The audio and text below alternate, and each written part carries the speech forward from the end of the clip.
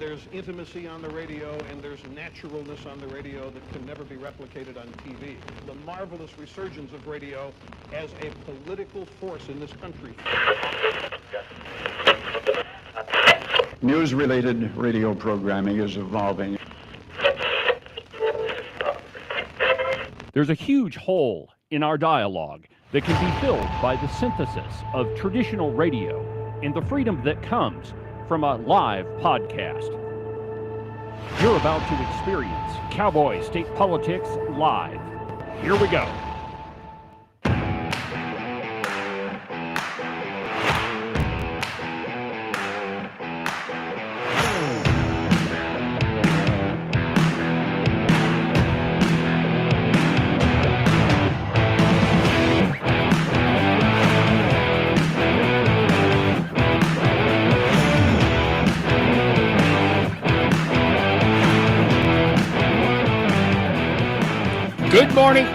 Good morning, my friends, and welcome to another incredible installment from very high above all the puerile and insipid forms of Wyoming mainstream media.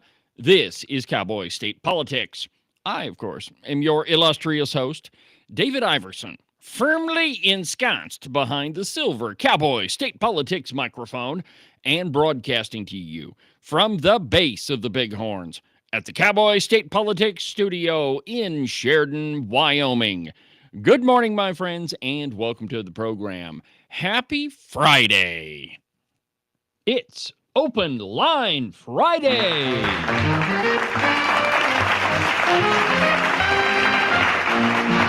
That's right, my friends. It's Open Line Friday. Today is the day where we talk about whatever you want to talk about. You see, normally during the week, it's all about me. It's my show, and the reason you're listening to it is to hear what I have to say about things. So not today. Today we do things entirely different, and it's whatever you want to, whatever's on your mind. You just go ahead and give me a call. At the phone number here in the studio is 307-374-8989. 307-374-8989. Whatever you've been thinking about. If you want to talk to me about the about Wednesday's podcast, well, that might be a good topic because I'm all about definitions. Agent 29. Hang on just a second. No. I got to get something off my chest. What's your problem? Where did you get that sweater? I ordered this. I love this sweater. You ever watch Hee-Haw? No. The radio announcer at KORN? Yes. Same sweater. Yeah. Well, I mean, I swear. it's a classic. That's a good term for it. You go right ahead. Go back to where you were. Sorry, I just had to get that off my chest. Hey, it's fine, man. Nobody else watches Hee-Haw except for you. You know, my producers are supposed to be up on just about everything new, right? They're the guys that come into the room and say, "Hey, Dave, did you hear about this? Did you see this video? I want to play this." Not Ken. Nope. But he does have references from like 50 years ago. I have a really cool Galaga game at home. It's one of the original console ones. Yeah. Yeah. You'd enjoy that. I bet I would. I've seen it a couple of times and I've wanted to play it.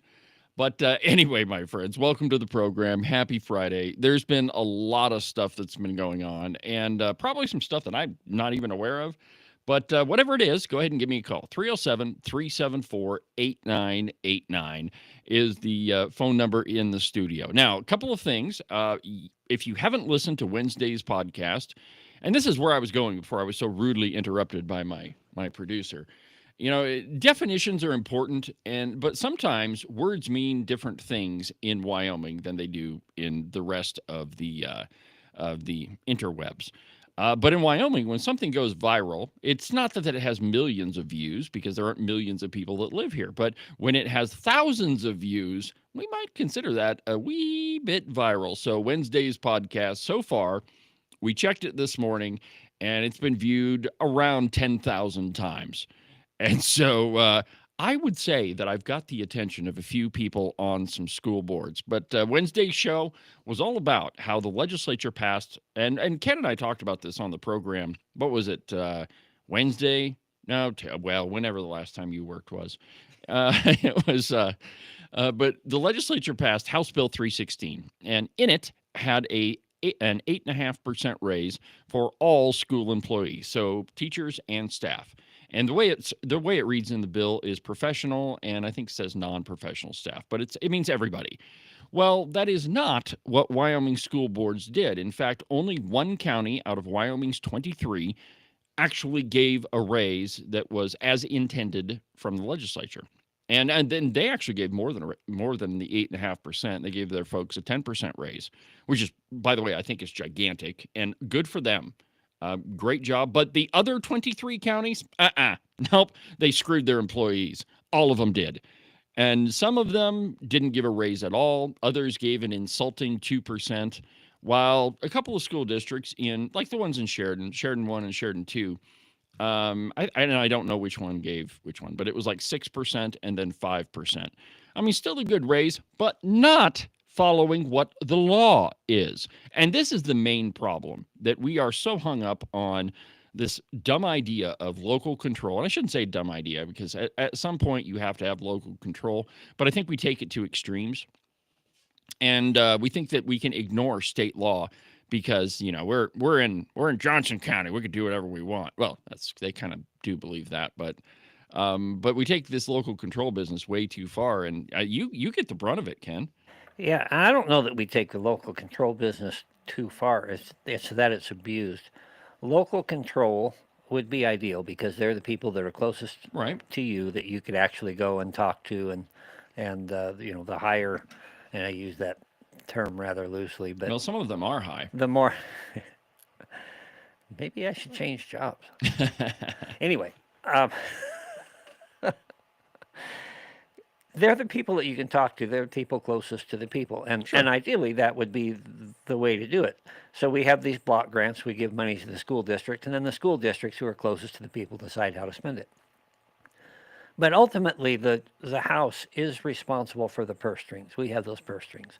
And when we, being elected by the people, put out there, this is what we want, this is what we believe should happen, and when we're being accused of withholding funds, or the only reason we can't give you a raise, Mr. Teacher, is that the Freedom evil Caucus, legislature, the Freedom Caucus of the legislature won't give us the money. And when we have done that consistently, and this is not a new thing, this happens a lot, they'll make an increase and kind of give some direction to the school districts, not the counties, it's actually the school districts. Right. So we give it to the school districts, and the school districts keep most of it. They redistribute it however they see fit. They are abusing the money that we have allocated. And at some point, we got to put our foot down and say no. It's not dissimilar to if I give $1,000 to my kid to go out and make a down payment on a vehicle, and he goes out and buys some crack. Yeah. No, I mean, it's very similar. The difference is in this situation, and to be very clear, right? The schools are funded through block grants, and the school districts are not legally compelled to follow what the whatever direction the legislature gives them. But in this case, House Bill 316 specifically said raises. In two different passages, it says raises 8.5, and then the next one says 8.5. Well, that is not what school districts did. In fact, most of them gave a measly 2% around their raise. And I've seen so many comments on Wednesday's post. Well, you just don't understand how complex school funding is. Oh, no. I completely understand it, because the legislature said raise, and you didn't do it. Or you bought a scoreboard or football pads or whatever. But the point is that the schools were given money, around $87 million, to fund these raises, and the schools didn't do it. So anyway, go back and listen to the podcast from Wednesday. Oh, here it is on the screen. You can see it. It says Romanet number 1 says 8.5% for professional labor. Romanet number 2 says 8.5% for non-professional labor. So it's very clear.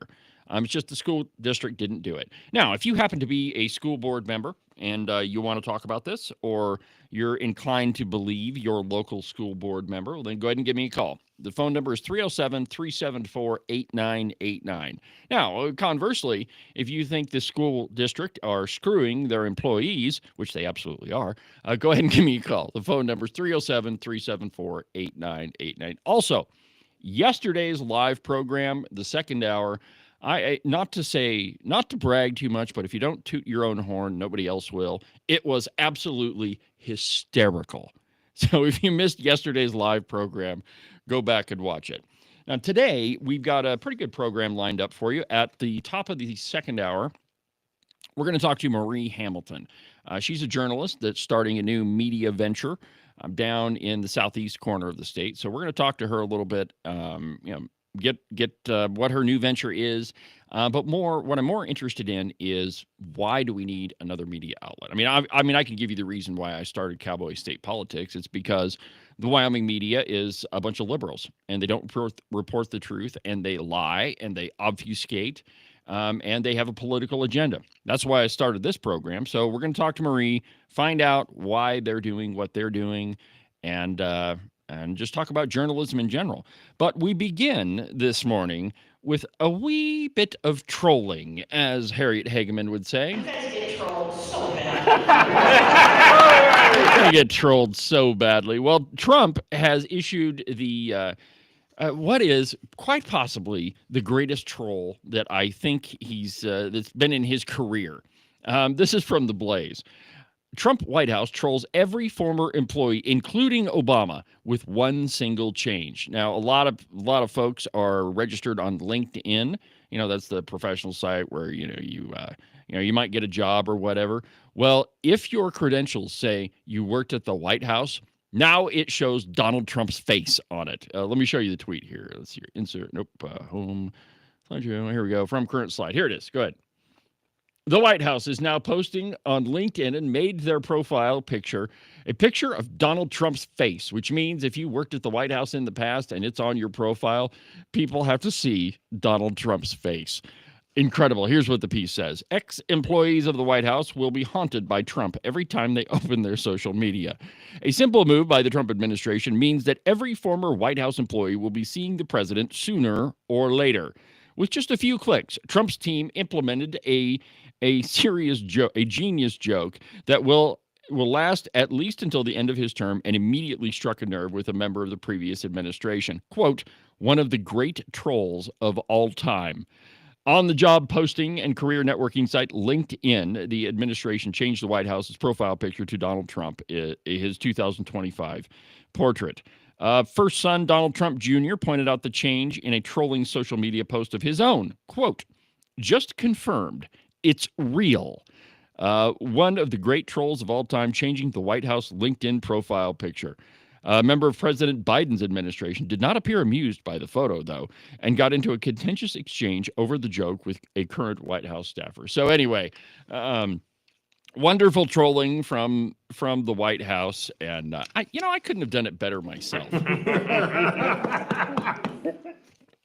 So from the Turkey Vulture. Now, this is a piece I meant to talk about yesterday, but I didn't see it until I was just about to go on the air. But it's an op-ed by our pal Eggsy Brown. And he says that Wyoming's establishment leaders still haven't learned. And I think if you pay any attention at all, really, to any of the Turkey Vulture, the Cow Pie, the Pravda on the Platte, any of the media outlets, you'll see that the establishment uses their same old bag of tricks. Freedom Caucus bad, conservatives stupid, conservatives can't govern, they're going to screw up the entire state. I mean, that is the playbook from establishment Republicans. But Wyoming citizens aren't playing that game anymore, and I think evidence to that are the huge electoral wins that conservatives have had in successive elections. But here's what Eggsy Brown says, quote, during the 2024 election, the establishment Republicans experienced a shellacking in the House of Representatives. President Donald Trump overwhelmingly won the state of Wyoming. Residents continue to raise concerns over high property taxes and the cost of living. Parents have pushed back on school boards and administration over their leftist indoctrination. Yet, the powers that used to be have learned absolutely nothing. For instance, at the Legislative Joint Transportation, Highways, and Military Affairs Committee on August 19th, a bill was considered to raise the gas tax 43% between 2026 and 28. Now, to put that into context, the Transportation Committee identified that WYDOT has an annual shortfall of $411 million, which, interestingly enough, 4 months later, after Luke Reiner, the former director of YDOT, took office or took his, took control of YDOT, the deficit went from 40 million to 400 million. Now, you might say that maybe that was a math error and maybe there was just a decimal point put in the wrong place. But at some point, when you are in charge of an agency, it's your fault if there is a budget shortfall in your department. I mean, you're the guy in charge. If you're not managing the funds that you have with the employees that you have, I mean, you're the reason why there's a shortfall. And the truth is, my friends, if you've overextended your agency, well, it's your fault that there's a shortfall. But Eggsy Brown continues. The fuel tax increase will provide $22.5 million each year through 2027, and it will double in 2028. That's only a 5% cut to the shortfall the next 2 years and 10% in 2028. Given this small dent to try to fix the shortfall, what actual benefit does this tax increase provide? Additionally, what's the answer for the shortfall? And why does raising taxes seem to be the only solution that chairman can come up with? And that, I think, is the point, Agent 29, and perhaps you want to weigh in on this. But the first knee-jerk reaction to any problem from the establishment Republicans is, we have to raise taxes. And secondarily, the taxes that they raise won't even come anywhere close to fixing the professed problem that they're trying to address, which might lead one to believe that the problem, the big $400 million, is not really what they're addressing. If the amount that they're taxing isn't going to come anywhere close, then the two don't have anything to do with one another. Yeah, Exy's absolutely right. There's also a hint in there of the lack of courage or transparency by the leadership of that committee. I served on that committee for the last couple of years, and this was an issue from before I ever got there, this $400 million shortfall. So the question is this a legitimate shortfall? Very, very difficult to get numbers. I finally got them. And did they add up to 400 million? Quite frankly, it's a little bit of both. Their revenue from the state, they get federal funds also, which is why it's confusing. Their revenue from the states remained pretty much flat for the last 10 years. Okay. While, take the Department of Health, for example, went from 800 million to 2.3 billion in the same time period. So you can tell there's a shift in emphasis in where we're going. So one of the things that we should be doing, which is building roads, we're not necessarily doing. We're spending money on a whole bunch of things we really don't have business to do. But so let's just hold on a minute and give a couple of examples. Would that include like wildlife crossings and electric charging stations and things like that? Maybe not. Most of those things are funded through other means, different sorts of things, but they all commingle. Okay. When commingling the funds. Yeah. Well, willy-nilly. Anyway, so we need to do something because they've been on survival mode for a long time. If you go like to Casper, what are you playing with? If you go to Casper, there's a stretch that they just recovered the highway, but they didn't fix the structure underneath. It's basically just grind a little bit off and put down a new top coat, and it's still rough. So they've been in survival mode, just kind of maintaining horizontal construction. They have ignored vertical construction, which is buildings to house their equipment, things that need attention. Anyway, they're operating on a shoestring, and quite frankly, I think they're doing a pretty good job at managing their money as like any government agency. Honestly, 29. When every single time I have heard this $400 million number, I mean, it really hasn't changed in the entire time that I've been covering the legislature. I mean, it's pretty much been so from 2020 till now. We're short 400 million. It kind of leads me to believe that they're 400 million short of what they want to do, not what they have to do. Yeah, that's exactly where I was going to go with that, is you have to look at the number and say, okay, is this what we're forced to do, or are these all the things we'd like to do? Some of the things they'd like to do, they need to do, then they're not forced to. But it's a matter of opinion and discretion. But anyway, the long story short is exactly what you said. This fuel tax increase goes nowhere near addressing the situation they're claiming to address. Senator Pappas, who, and I've got sound bites galore, where he's talking about what can we do about it. He says, well, what if let's not call it a tax, let's call it a fee, and You put have a that one? fee on all the. I don't have it here with me. I Okay. might. I'll look for that. Okay. But you pick it up from here. But there is just this unbelievable desire to generate more revenue because they know once you set a tax, you can't back it out. Exactly. And or it's really, really difficult. And I think the main point here is that establishment Republicans think that they're still working in a time when you are not paying attention to what they're doing. That time has long passed, and and again, if one good thing came out of COVID, it's that everything that the legislature does, except for their backroom handshake, dirty, log rolling deals, but everything else is on YouTube, and you can watch it, and you can attend these meetings, and you don't have to travel all the way across the state to talk to or to see what your legislators are doing. And so the time when they can operate in secret and do all these things, I mean, that's gone. And so when when a tax increase is proposed, like this 43% increase on the gas tax, everybody knows about it. And it's pretty easy to see what's happening. And all you have to do is look at it. And when you add on top of it, the money that is shoveled to education and is not used in the correct way, and it's just, it's more, it's more smoke and mirrors. It's more bull crap.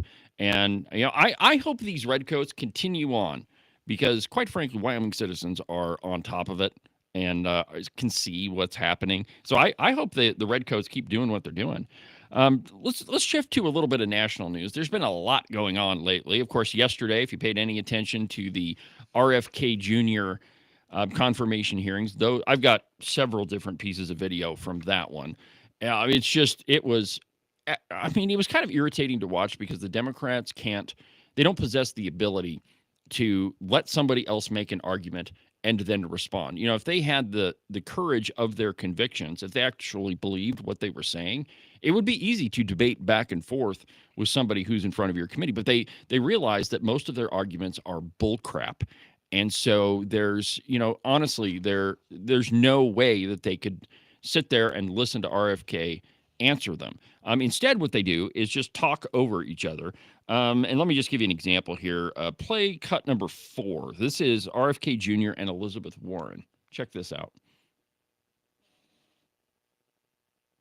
Never promised that I was going to recommend products with which there is no indication. When you said, and I know you've taken $855,000 from pharmaceutical companies, Senator. Did you hold up a big sign saying that you were lying when you said that? Because you are the one who said you would not take them away. All right. I can't stand her. That's enough of her.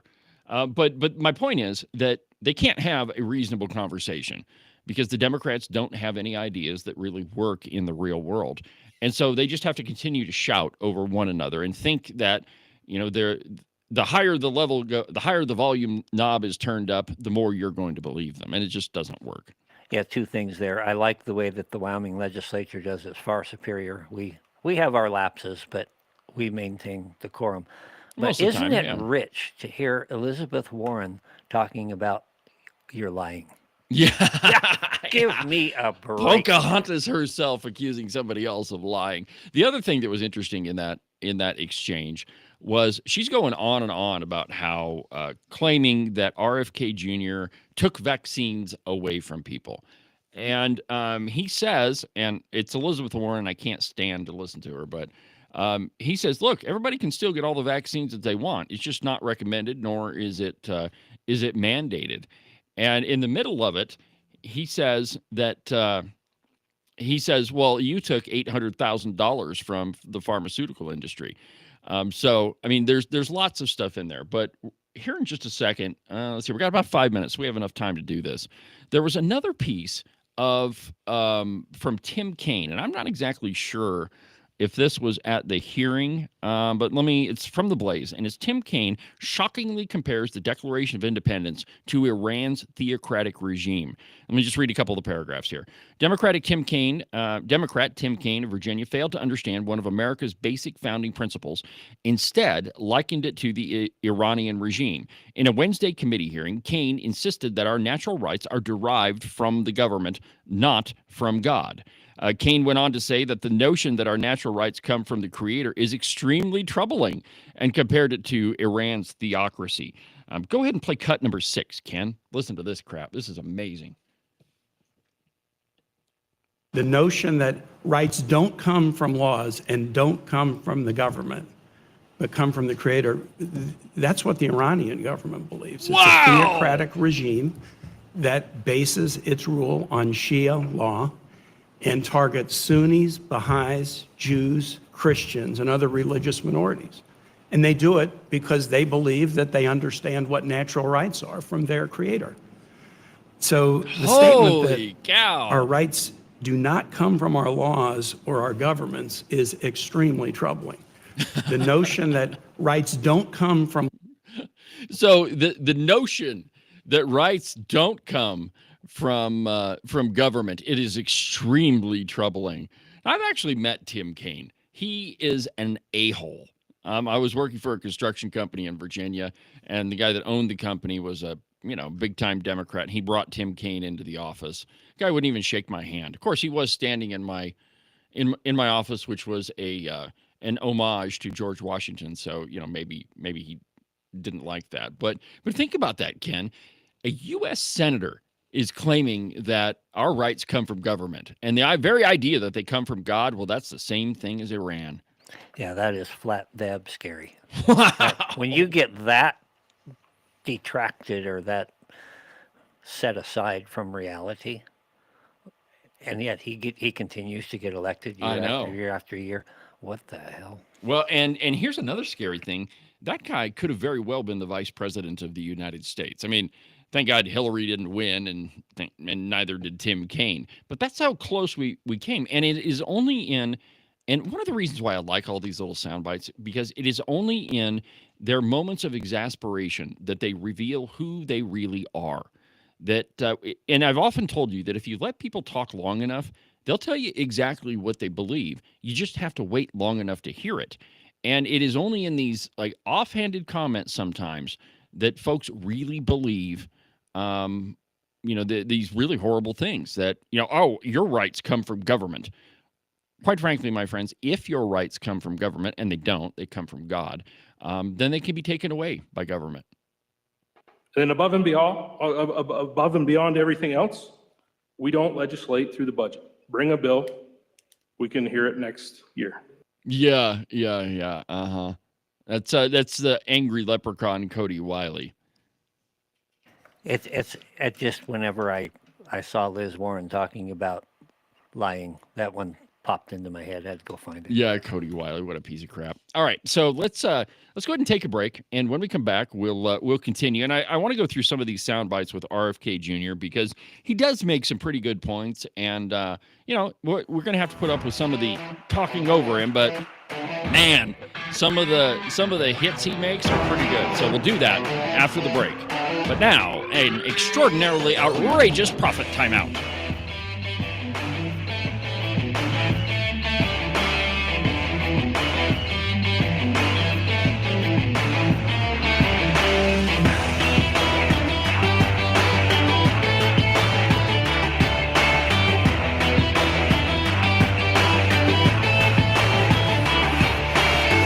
Are you tired of all the meaningless political drivel floating around right now? Endless commentary that really doesn't have anything backing it up? Do you long for the days of true investigative journalism coming from an authoritative source who really doesn't care how popular and apparently good-looking a politician is? Fortunately for you, that's what I do on Cowboy State Politics. New episodes are published every Monday, Wednesday, and Saturday, and you can get them anywhere that you get your podcasts. iHeartRadio, iTunes, TuneIn, really any of them will work. But the easiest way is just to go to the website, cowboystatepolitics.com. There, you can find all of the shows, as well as any of the articles I might bring up during the course of the program. Cowboy State Politics Live, the program you're listening to right now, is broadcast every Tuesday through Friday, beginning at 8 a.m. Pay attention to all of that other block-headed nonsense if you want. Just make sure that you don't miss an episode of Cowboy State Politics. And now, back to our program.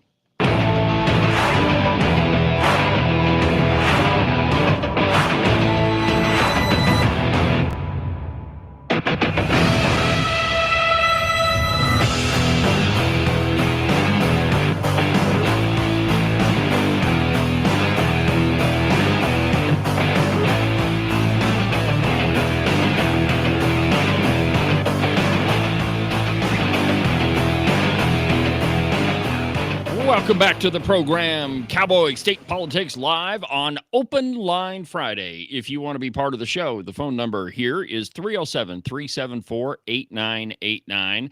Whatever you want to talk about. Ken, Ken fully understands the grave risk that I am putting this program under.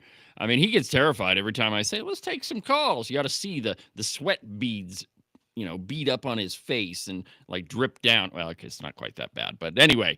If you are you nervous, Ken? No, not for me.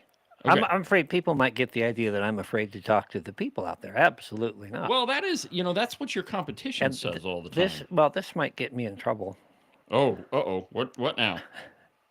I really enjoy professional radio. I would listen to Rush faithfully as much as I was able. And then you would have guests come on who are inarticulate and stumbled over themselves. But that's not our guess.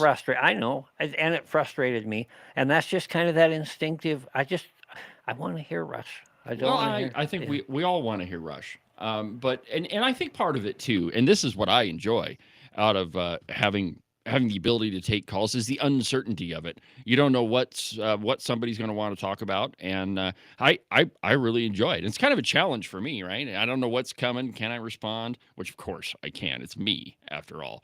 But anyway, if you want to, what do you got, Ken? Oh, speaking of which, we've got some sound bites. Not here today, but I'm racking up some sound bites for our little game where you don't know what's coming on, and we play a sound bite, and you get to react. Yeah. I enjoy that. I think maybe the listeners do too, and trust, we haven't forgotten. That's all I'm saying.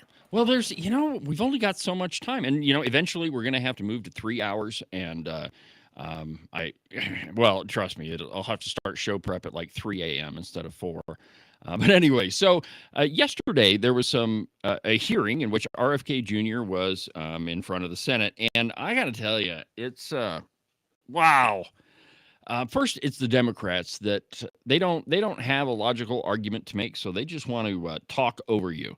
But I think I want to start with let's see here. Let's go with cut number 3. This is RFK Jr. and Ron Wyden. Listen to this.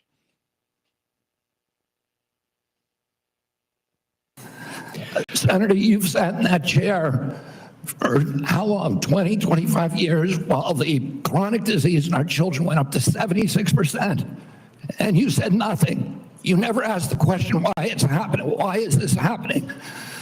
Today, for the first time in 20 years, we learned that infant mortality has increased in our country. It's not because I came in here. It's because of what happened during the Biden administration that we're going to end. I'm going to let Senator Wyden respond briefly to that. Yeah. No, we're not going to watch Senator Wyden. But RFK's got an incredible point, and every once in a while I make this same argument on the program that a lot of these folks that are complaining about what's going on have been in power for decades. Ron Wyden, I don't know how many years he's been in there, but it's been a lot. And he's done nothing to address some of the very serious problems. And one of them is that child mortality has gone up to, the chronic diseases with children has gone up to 70%. Are you kidding me?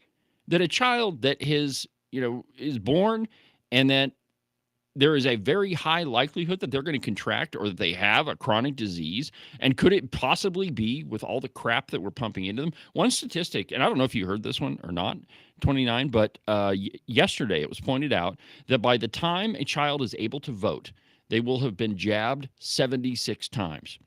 And, some of those are not even necessary. So let me give you a great example, right? If a kid is born and the kid's healthy and he has two parents that are in a stable monogamous relationship, there is absolutely no reason whatsoever that they need a hepatitis shot.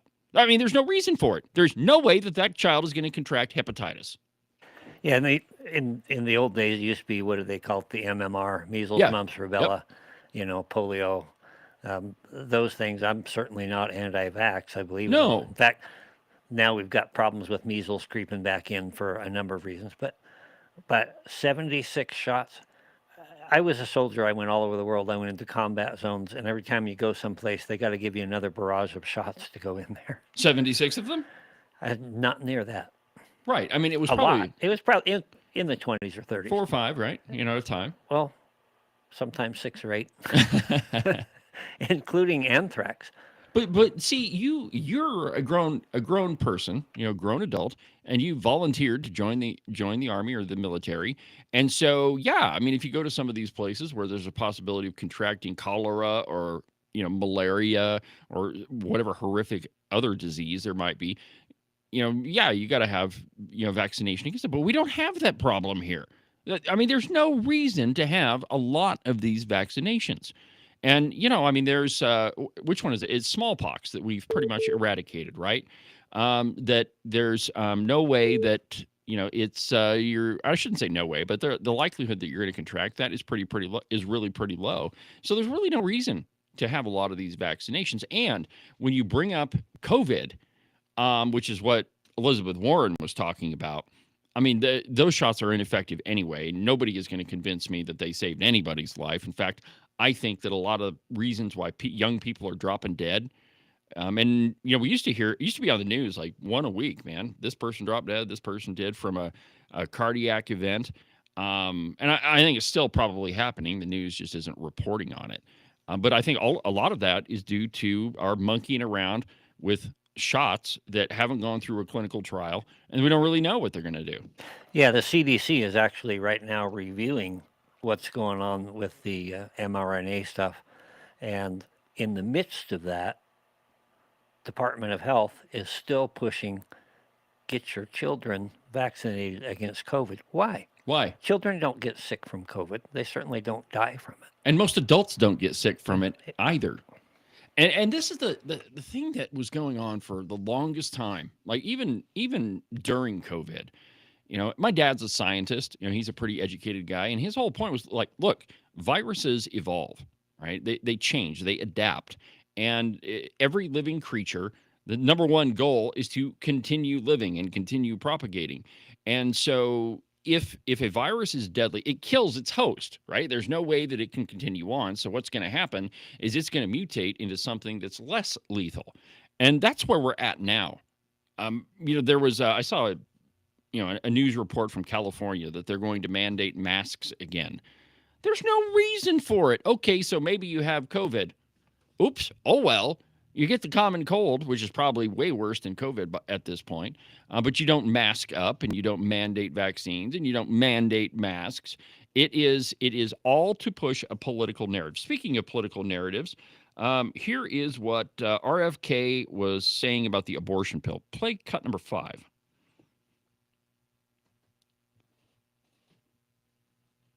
Maybe. There it goes. There were a lot of changes on the allocation of mifepristone for elective abortions under the Biden administration. It's now open to anyone without a prescription on it. You don't have to go through a doctor on it. There's all kinds of issues that are happening now on it. So the question was, you said that there would be a review on that just to be able to look at it, make sure we're following all safety protocols. Do you know a timing on that review? I can't give you the exact timing. I talked to Marty McCary about it yesterday, and he said it is progressing apace. We're getting data in all the time, new data that we're reviewing. And we know that during the Biden administration, they actually twisted the data. to bury one of the safety signals with a very high safety signal, around 11%. Wow. So we're going to make sure that that doesn't happen anymore. We're producing honest science and gold standard science on that. And I'll keep you abreast of where we are. Thank you. Just go where the science leads on that. Okay, so did you hear what he said?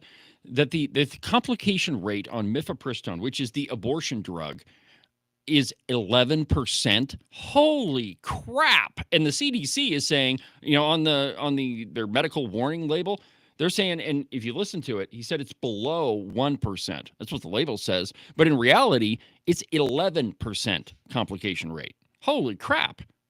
I wonder what the complication rate for ivermectin is. Probably a lot lower. I don't know if you know this, but there's a movement to make that available as an OTC. It should be. It absolutely should be. I mean, when you can go to your local co-op and buy it for your horse, there's no reason why you can't buy it over the counter. Which, interestingly enough, a quick side note, Eric Barlow, who is now running for governor, and I was there, I saw it myself. During the legislative session, there's a whole bunch of people getting COVID and getting sick. And in all honesty, there were some people that got really sick. A good friend of ours, Representative Jennings, almost died. Roy Edwards did die. Ogden Driscoll's family was super sick. I think his wife was really sick. Well, at the time, veterinarian Eric Barlow was handing out ivermectin at the Capitol like it was candy. But when the bill came up to allow you to do the same thing, he voted against it. I mean, you really have to understand who these people are. Ogden Driscoll, Eric Barlow, there's a whole bunch of them that voted against that bill. But absolutely unconscionable. And I mean, oh man, let's see here. Let's find another one. Okay, you know what? This one's kind of fun. After the hearing, CNN, I think it was CNN, had Howard Dean on. Go ahead and play cut number 1. This is crazy. And then we're going to talk about Howard Dean. Play cut number 1. But Dr. Dean, what's important about today, and is RFK Jr. Fit for this job? No, but he never was fit for the job. He's a crackpot. But here's the interesting thing about this. I've been thinking about this during the day. This is possibly the wedge issue that begins to literally divide the United States. As a result of his nuttiness, and as a result of the victims of his nuttiness, which are going to be children, lots of children, that the states on the West Coast, Washington, Oregon, and California, have essentially put together their own CDC.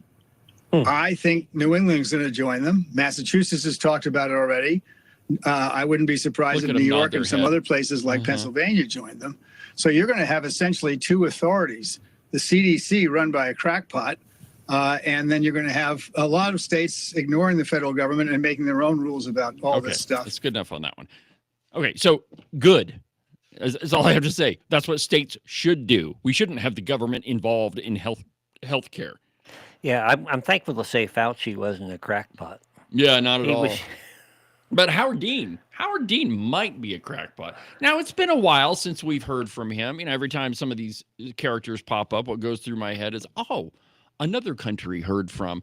But this is also Howard Dean. Here's a blast from the past. Cut number 2. Not only are we going to New Hampshire, Tom Harkin, we're going to South Carolina and Oklahoma and Arizona and North Dakota and New Mexico. We're going to California and Texas and New York. And we're going to South Dakota and Oregon and Washington and Michigan. And then we're going to Washington, D.C. to take back the White House. They're not going to Wyoming. No, he didn't want to come to Wyoming, nor did he really want to go to the White House. Of course, that's the video clip that ended Howard Dean's ill-fated presidential campaign. But, a lot of these people, they go on TV and the host says, oh, let's go to Howard Dean, who obviously knows a whole lot about vaccines and healthcare, some sort of supposed expert. And we're all, and it's under the auspices of, well, just about everybody's forgotten about that. Maybe that was long enough ago that won't come up. And they just assume that you're too stupid to remember what these politicians have done to you. And it's absolutely incredible. You know what? We were talking about, I forgot something, and I know I'm being a little scatterbrained today, but I mentioned to you at the top of the program that the Wednesday podcast episode is about all these raises, and I don't want to lose sight of that these raises actually affect people. Now, I got a couple of calls from legislators yesterday that were actually pretty angry when they found out that school districts didn't give out the raises that were passed by the legislature. And here's why. Because legislators like Agent 29, I don't know if you had the same experience, Ken, maybe you did, but where you go and talk to one of your constituents who happens to work for the school district and you say, look, no, we're going to get you a raise. And it doesn't happen. Well, you still have to go back and talk to that person and say, look, this is why you didn't get a raise. Don't blame me. Well, they don't care who to blame. These folks need money. And it is not cheap to live, and in some cases, we're not paying teachers what they're worth. And there are real people that are affected by this. And for folks to get on, comment on Facebook, members of the school board, well, you don't understand the complexity of this. We gave them more benefits. Bull crap. And by the way, even if that's true, you can't spend benefits. Deeper than that. I'm sitting here telling people we voted to get you a raise. Yes. It doesn't happen. The unions are specifically citing that it was the conservatives, it was the Freedom Caucus, that we can't give you a raise because of the Freedom Caucus. None of that is true. Every single one of you guys voted for it. It's not just the unions, it's people like Liz Storr who knows damn well that that's a lie. And yet that's what's being propagated, and we have to fight back. We have to share the truth. Absolutely. And that's why I am so grateful that I've been blessed enough to have this platform. But I don't want to lose sight of that. One of the legislators called me and said, hey, this his one constituent, single mom, got 2 kids, works her butt off as a custodian at the school. And, she was told that she's getting an 8.5% raise, which, if I wouldn't say that you should go out and buy a new car if you think you're getting a raise, but you certainly plan on it. You think, okay, things are going to be okay. Come the next school year, I'll get a raise and things are going to be better. And when you have to go back to them and say, well, I'm sorry, that didn't happen. There's real people involved here. I haven't verified the number, but I know that it's close. We have inflation at a rate of about 2.7%. And when you look at those raises. This is another big part of it, yeah. Yeah, when you look at those raises, probably 55%, maybe even 60% of the school districts didn't even keep up with inflation. You're pulling up the. Here you go. Check this out. Here. Now, I don't know if you can see it, but yeah, you should be able to. So most of the school districts, let's see here, from Park County all the way down. Let me just read them. They didn't give you a big enough raise to outpace inflation. So it's Park number 6, Fremont number 6, Weston number 7, Johnson County, Bighorn number 2, Goshen County number 1, Uinta number 6, Park number 1, Laramie number 2, Converse number 2, Fremont number 25, Uinta number 4, Converse number 1, Sweetwater number 1, Weston number 1, Fremont number 2, Carbon. Are you getting the hint here that teachers are being screwed by their school boards?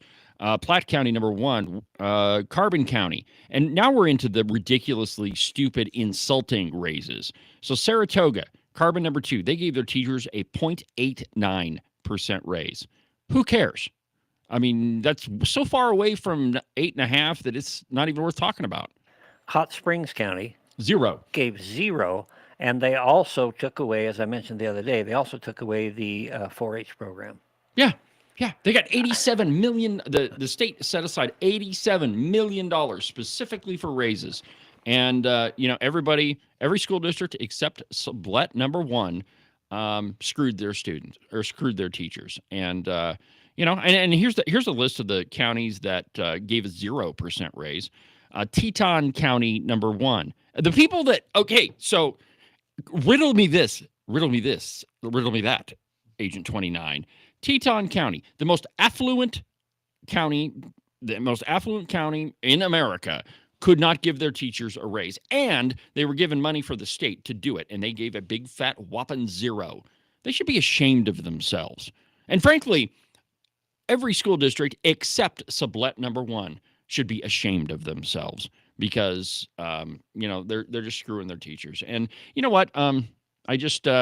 This this image, this picture is available on my website. It's at cowboystatepolitics.com. It's on the show content page. This thing needs to get posted everywhere so that everybody can see how big of a screw job school boards are doing. So anyway, that was kind of a digressed a little bit from RFK Jr. But back on topic. Let's go to cut number 7. This is Chris Murphy. Listen to this.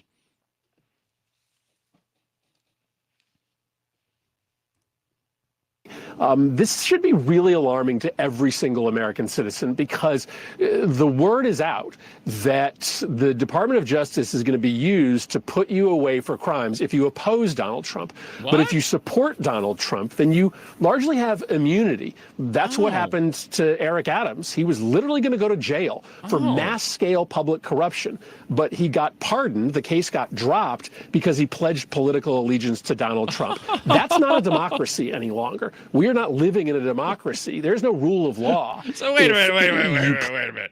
So now it's a problem that he thinks the DOJ is going after political opponents, but it was okay during the last administration. This is the level of hypocrisy of the Democrats and the Redcoats. It just blows my mind. All right, let's go ahead and take a call. We've got Representative Gary Brown on the phone. Hold on just a second. Hey, here we go. Representative Brown, how are you? Good morning, David. I'm doing great, David. Thanks for taking my call.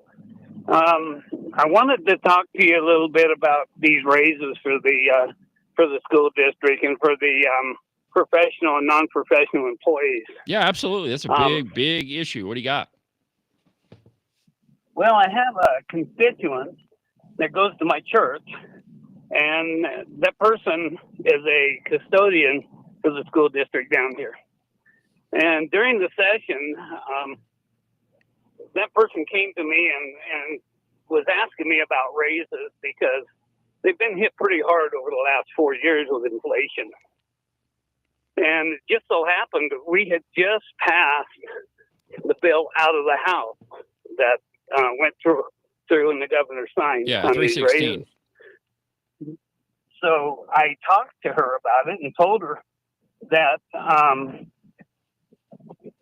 what we had passed was looking really good, and it looked like it was going to be a substantial raise for them.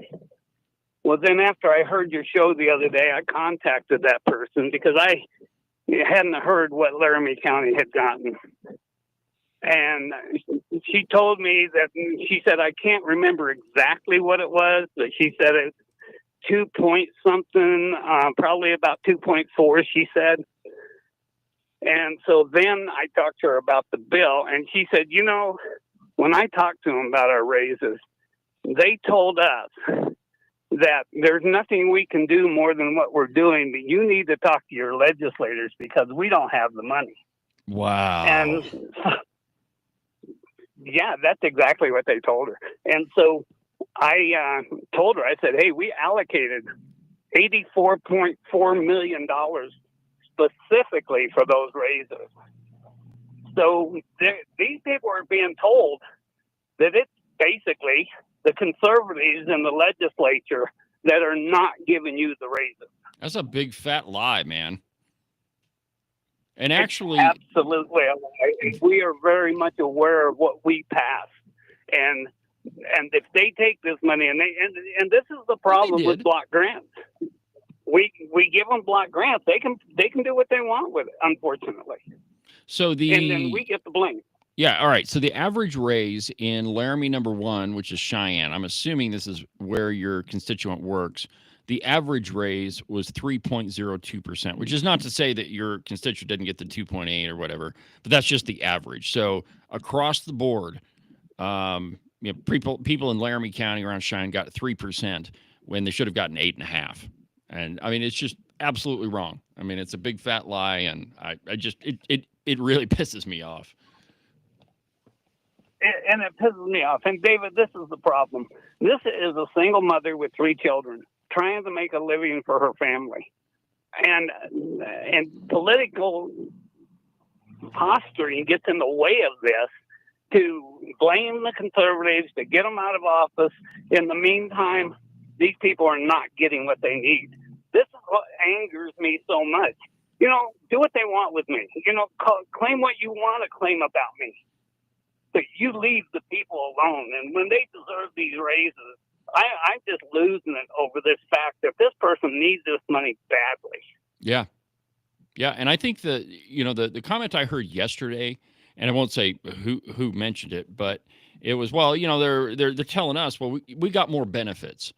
Well, that doesn't matter. You can't spend benefits at the grocery store when you're hungry. And that's, in some cases, that's where we're at, Gary.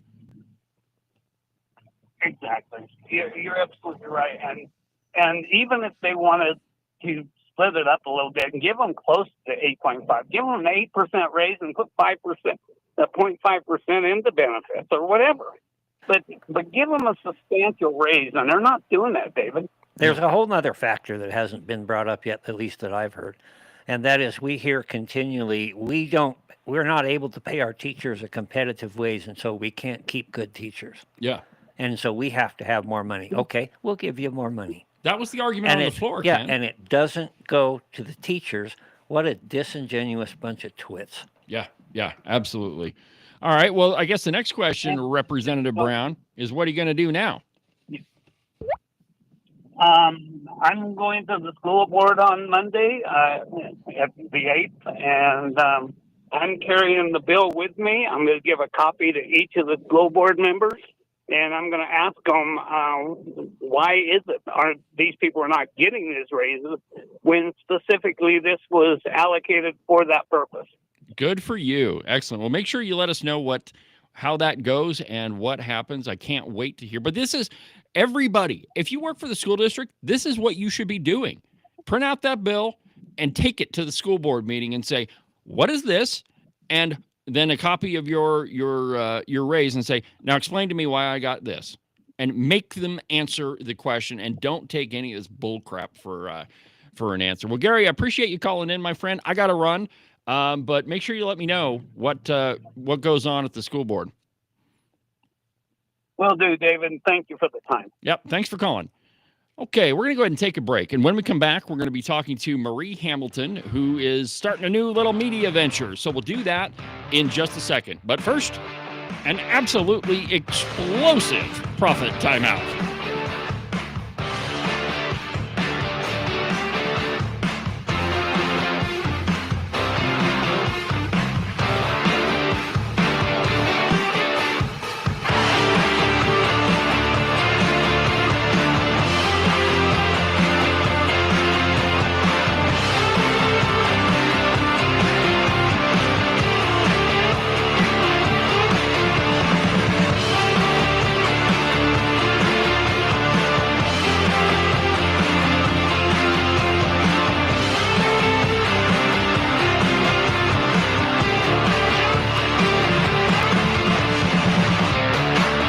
Ever since gold backing was removed from the dollar, the value has dropped significantly over the past few decades.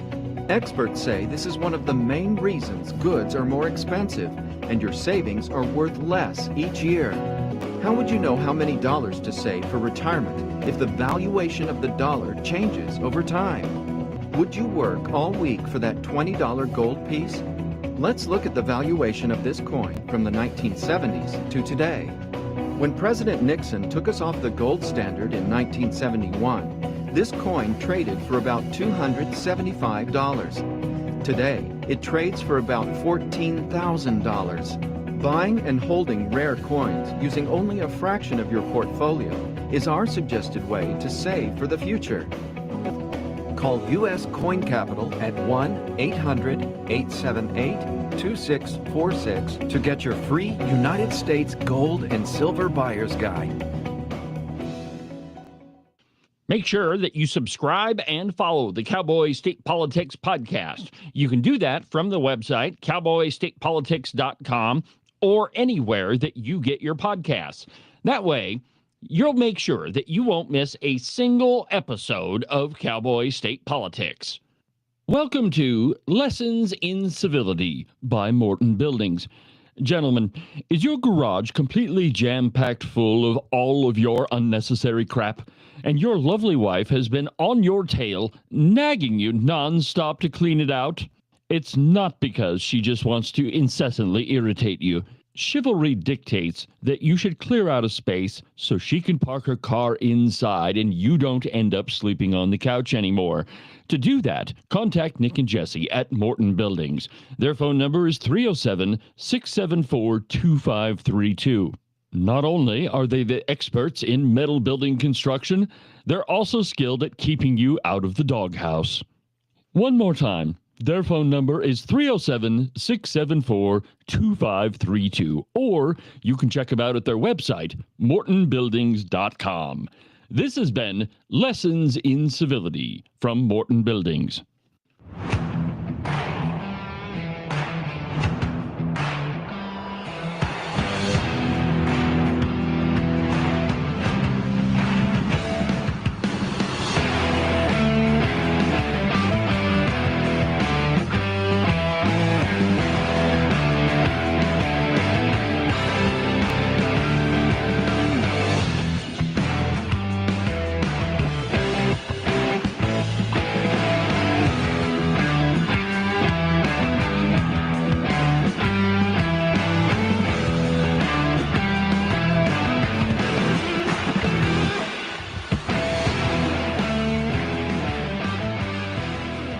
Welcome back to the program. David Iverson, Cowboy, State Politics Live on a Friday. It's Open Line Friday if you want to be part of the show.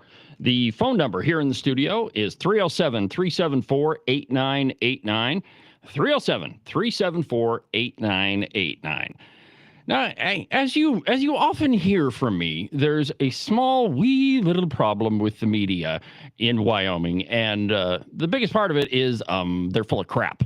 And they're entirely left-leaning, and none of them really give you a straight story. And I think the only evidence you need of that is when you just take a look at the cow pie. I mean, there are ads all over that sucker for radiant energy, and so it makes it, riddle me this, riddle me that. Why are there a whole bunch of articles now that are totally in favor of that? Well, it's because they're making money at it. And then, of course, they were given $50,000 by the Wyoming caucus. And why is it that every article was very critical of conservatives? Well, it could be, perhaps, maybe, that they took $50,000 from the redcoats. Well, there is a friend of mine, journalist in southeast Wyoming, and she, with some investors, is starting another media outlet, and her name is Marie Hamilton. Marie, welcome to the program. Hello, David. Great to be here again. Well, I'm glad we could set this up. So first question everybody gets on the show is, why don't you tell my audience a little bit about yourself? Well, that's a loaded question. I've been in journalism for 25 years, and most of that was in a corporate journalist organization. Then I decided to move home here to Wyoming and go back into rural journalism. I'm a wife to my high school sweetheart. We have 3 boys, and I just live simply. I mean, there's really nothing more to it. Fair enough. Okay. Well, you've been doing a lot of work on all this wind energy stuff, and I've seen several of your pieces. Well, right in the middle of all of that, there were News Media Corporation or something like that. They closed down a whole slew of newspapers, several of which were in Wyoming. So why don't you quickly tell me that story, how that all went down, and what happened to your position? Well, I don't know all the ins and outs. I never interacted with like corporate or anything like that. Sorry about my dogs. It's all right. I love puppies. We're okay. So, yeah, we were abruptly shut down, 30 papers across the nation, 8 of those here in Wyoming. One of those happened to be mine, the Platte County Record-Times and the Guernsey Gazette. And we fought for those to come back, and they came back, and everything looked good. And then I had a come to Jesus moment, if you could say that. Well, okay. I mean, I guess if that's what the kids are calling it these days. So anyway, now you've started a new little media venture, and why don't you tell me about that? And then I want to talk about like the state of journalism kind of in Wyoming, and why it's so important to have independent journalists that actually really care about reporting the news. So what are you doing now? And then we'll go to the next part. So right now we're working at the full launch of the Southeast Wyoming Sentinel. That will cover Goshen, Platte, and Laramie County for now, and then we'll expand in phase 2 to the rest of Southeast Wyoming. And at the root of it is just about our number one job is being a watchdog journalist. If you've ever been through J school, which I have, I've got my bachelor's, master's, and PhD in journalism, and I'm working on my Juris Doctorate in media law at the University of Wyoming. So if you've ever been through a single class in journalism, the very first class they send you through is grammar, but the very second class is what is a journalist? What is your job? Well, our number one job is to be a watchdog. And it doesn't matter if you're an elected official, if you're a community leader, or if you're a corporation, $1 billion corporation trying to come in. So my job at the end of the day is to be that watchdog.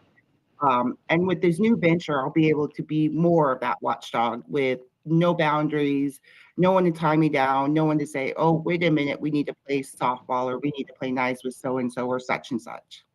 Well, that's one thing that I don't do on this program. And, the very reason why I started doing what I do is because I got sick and tired of the Wyoming media lying and not just, stretching the truth, not just being biased, but printing and publishing things that are provably false, that it doesn't really take that much legwork to disprove what a lot of them were saying. So I started a show where I'm going to name names and tell people the truth. And, one of the biggest story that I've probably had in the last couple of months was how school boards are screwing their employees, where the legislature gave them 8.5%, and they're not getting that. In some cases, they were pretty much insulted with a 0.87%. So Marie, in Wyoming, we tend to think that we're a pretty conservative bunch, and we don't have a lot of crime, and there's not a lot of corruption that happens. Is that true? I mean, is it? No. Even in rural Wyoming, I say all the time, and I said it the whole, 2 weeks almost that the papers were shut down.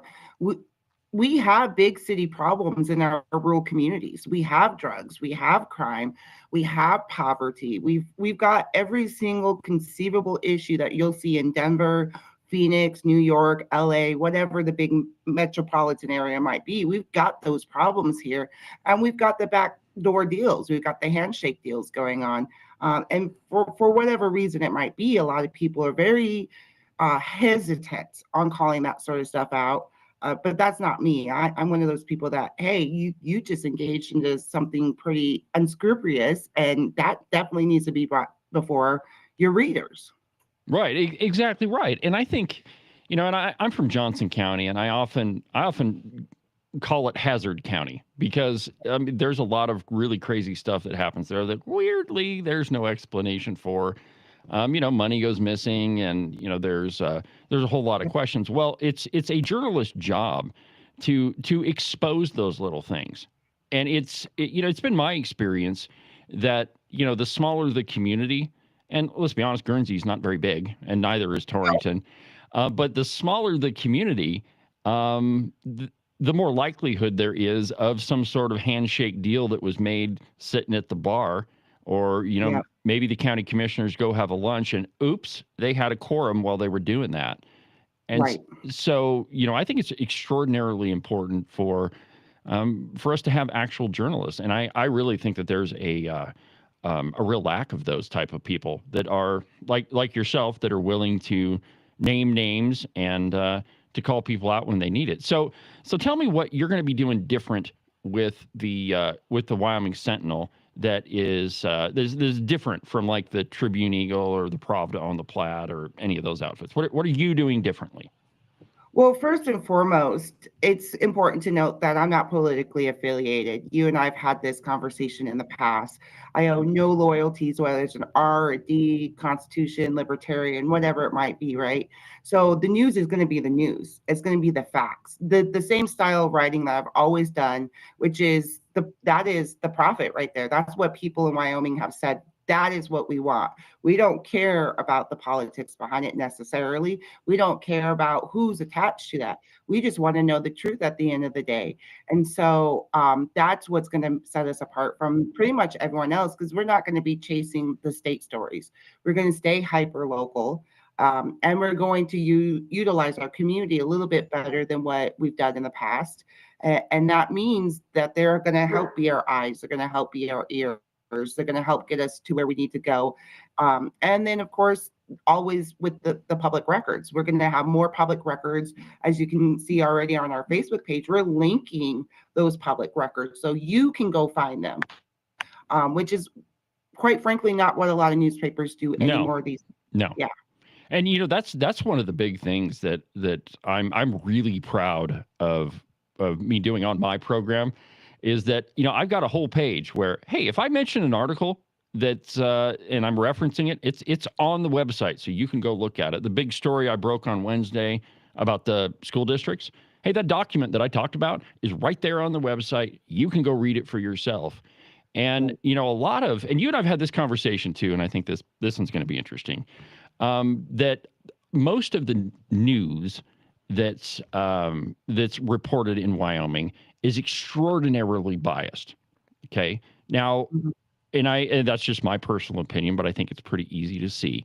So, as a journalist, like, what do you do to try to avoid bias, or do you think that's even possible?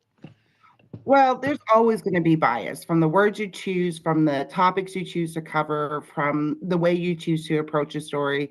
That's just always going to be there. So, but I do work extremely hard to write out my bias. And by that, I mean, I will actively look for something to disprove my bias. As you should. Right.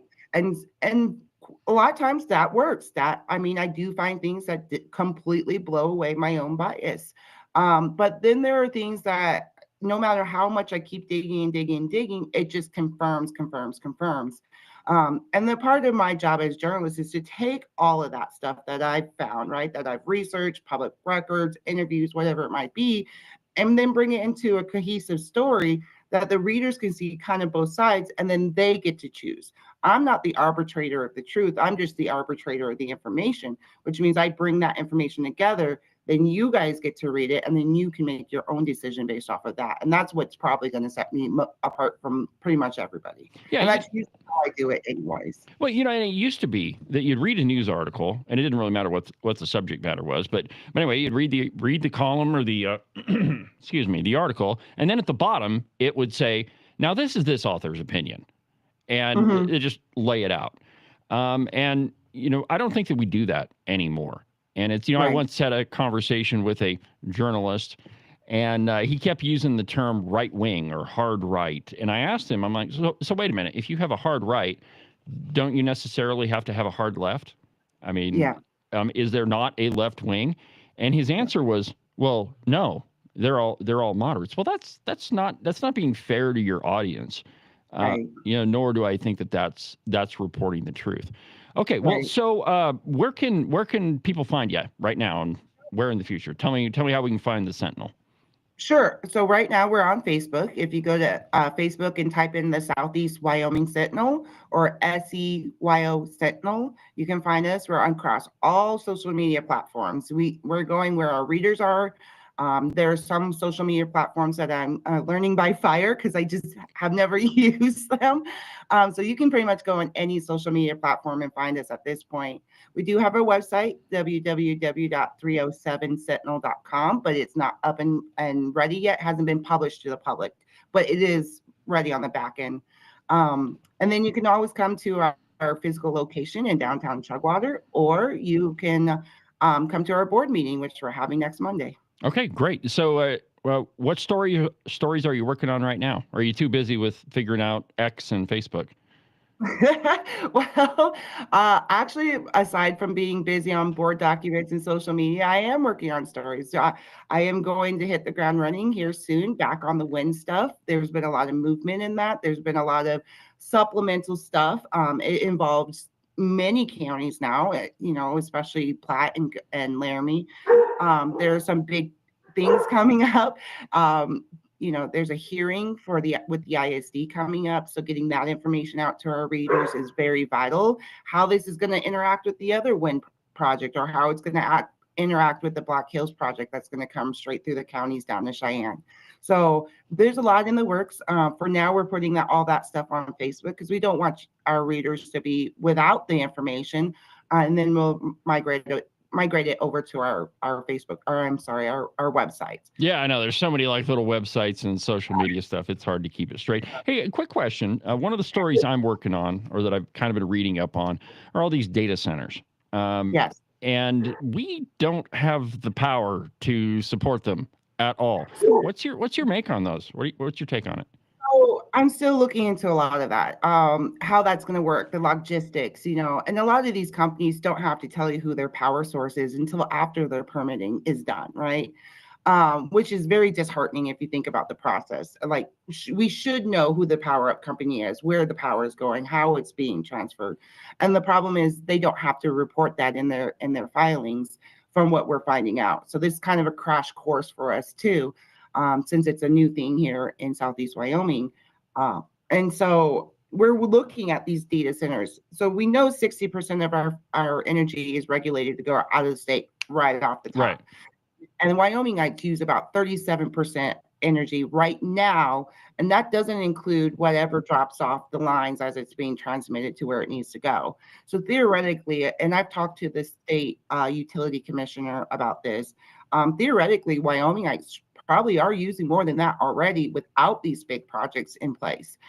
So what's that going to look like for us down the road? Who knows? Where's the energy going from some of these new projects? Go fish, because we just don't know that yet since it's not in the filings. Well, maybe they're going to buy a radiant reactor and put it on site. Who knows? Well, Marie, thank you very much for joining me this morning. I appreciate it. Keep me posted on whatever's happening in that corner of the world, and good luck with your new venture, the Wyoming Sentinel. Did I got it right? Or Southeast Wyoming Sentinel? Yes. Mm-hmm. All right. Thanks, Marie. Coming up on the program, there's some bodies that have been piling up in Germany. Now, I know what you're saying, that maybe this is a little conspiratorial, and perhaps it is. But there's a piece in The Blaze, and it's entitled "Bodies of Right-Leaning AfD Politicians Are Piling Up in Germany Ahead of Elections." Okay, all right. Now, maybe, and I don't know. I haven't been keeping track of where Hillary Clinton's at, but perhaps she's been hanging out in Germany. We know wherever she goes, people hit the ground. So anyway, here's what The Blaze says. Quote, "The right-wing populist party Alternative for Germany, often abbreviated AfD for its German name, Alternative for Deutschland, I guess, has grown increasingly popular since its founding in 2013 by free market economists keen to strengthen Germany's sovereignty. Despite a concerted suppression campaign by the liberal German establishment, which has attempted to ban and criminalize AfD outright, the right-leaning party came in second place in Germany's national elections earlier this year, doubling the vote share that it previously won in 2021. All right, so hold on a minute. In America, we don't ban political parties, even though a lot of them give you a lot of reasons why you might want to, but we don't do that. You have the freedom to associate, the freedom to assemble. It's in the First Amendment. And we just don't ban political parties out. But that is not the way that it works in other countries. I earlier this week, I gave you the story of people being arrested in the UK for posting on Twitter. Okay, they don't have the First Amendment either, and they've got several laws that are very much anti-free speech, hate speech laws. So it is entirely possible in other countries for political parties to be banned. Zelensky in Ukraine, he pretty much banned all political parties. He canceled elections. That's another thing that we don't do here. So, it's a different topic here. It's a different, not topic's the wrong word. It's a different political environment across the pond. And in many, many ways, it's hard to understand the politics of other countries because we're so biased by our own. And it makes sense, right? But there are a number of people that are kind of dropping dead over there. Now I'm gonna pause on this story real quick, and we're gonna take another call, and then I'll pick this up on the other side. But let's go ahead and talk to Dave in Pine Bluff. Dave, how you doing this morning? I'm doing well, Dave. How about yourself? Hello, Dave. Are you there? Okay.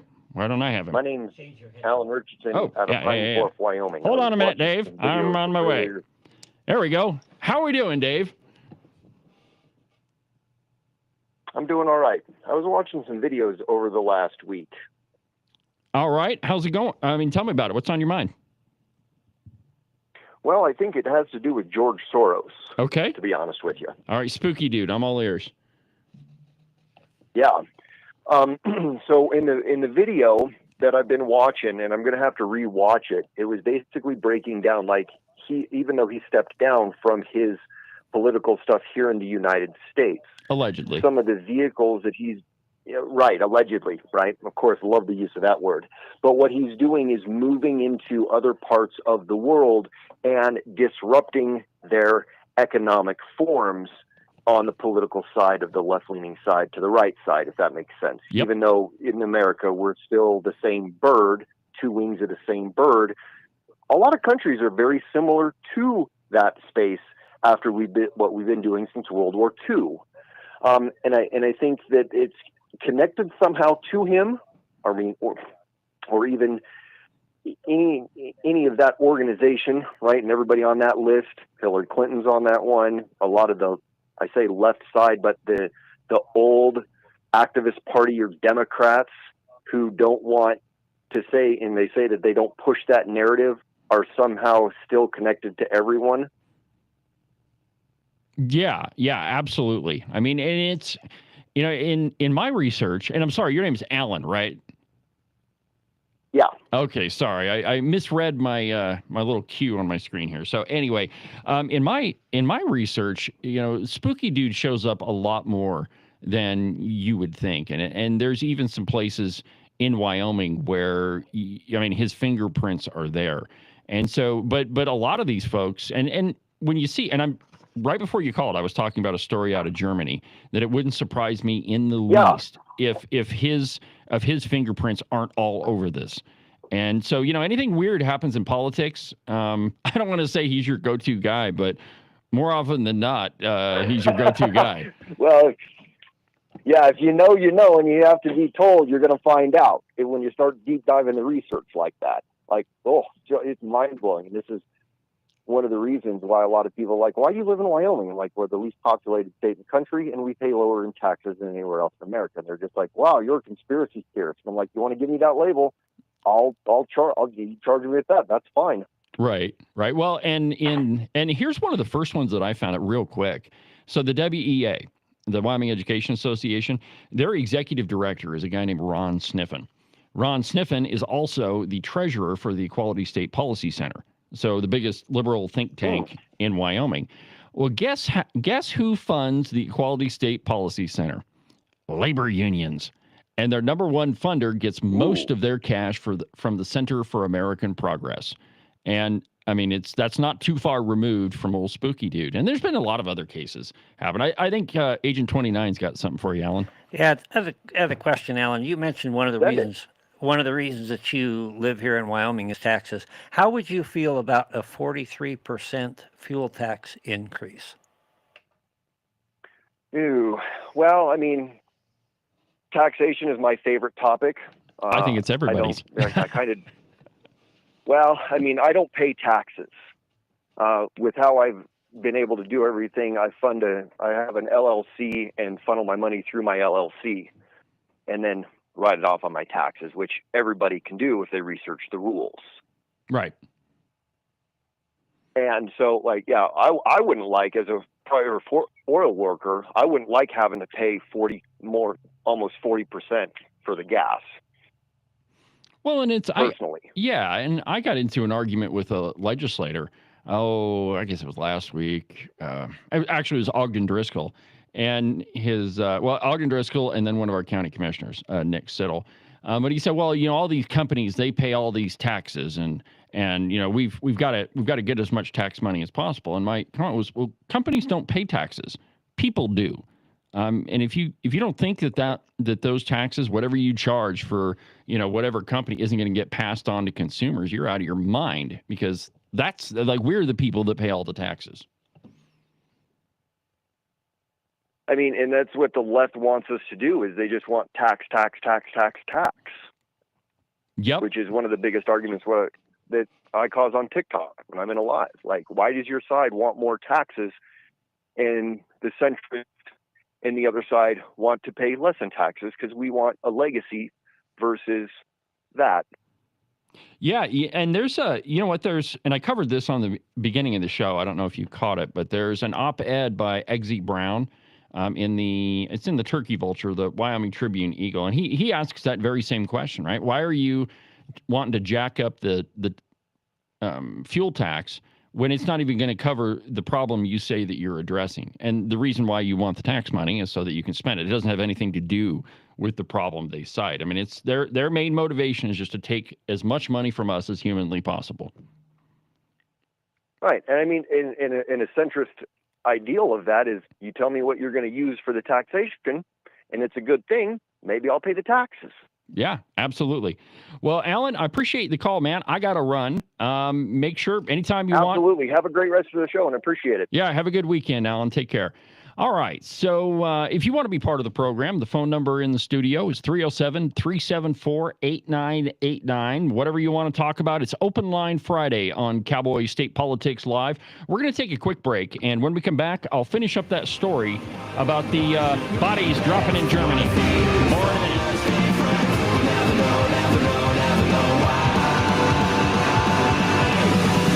Everybody say,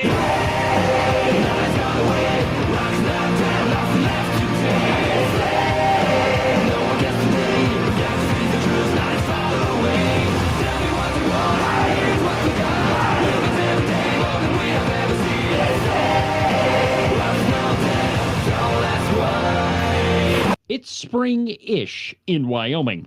Well, what that means for the uninitiated is that it's going to be 70 degrees one day and then snow 1.5 feet the next. And really, if you don't like those two options, just wait a little bit. The weather will change. I know, it sounds a little stressful, but really you should put your mind at ease and buy a pair of socks from the Buffalo Wool Company. They'll keep you warm and dry even on the nastiest, coldest spring-ish day, and they'll keep you cool and dry even when it's 75 and sunny. To get you a pair, go to their website, thebuffalowoolco.com. Trust me, you're not going to be disappointed. Are you one of those guys that listen to the president just a little bit too closely and now you're tired of winning?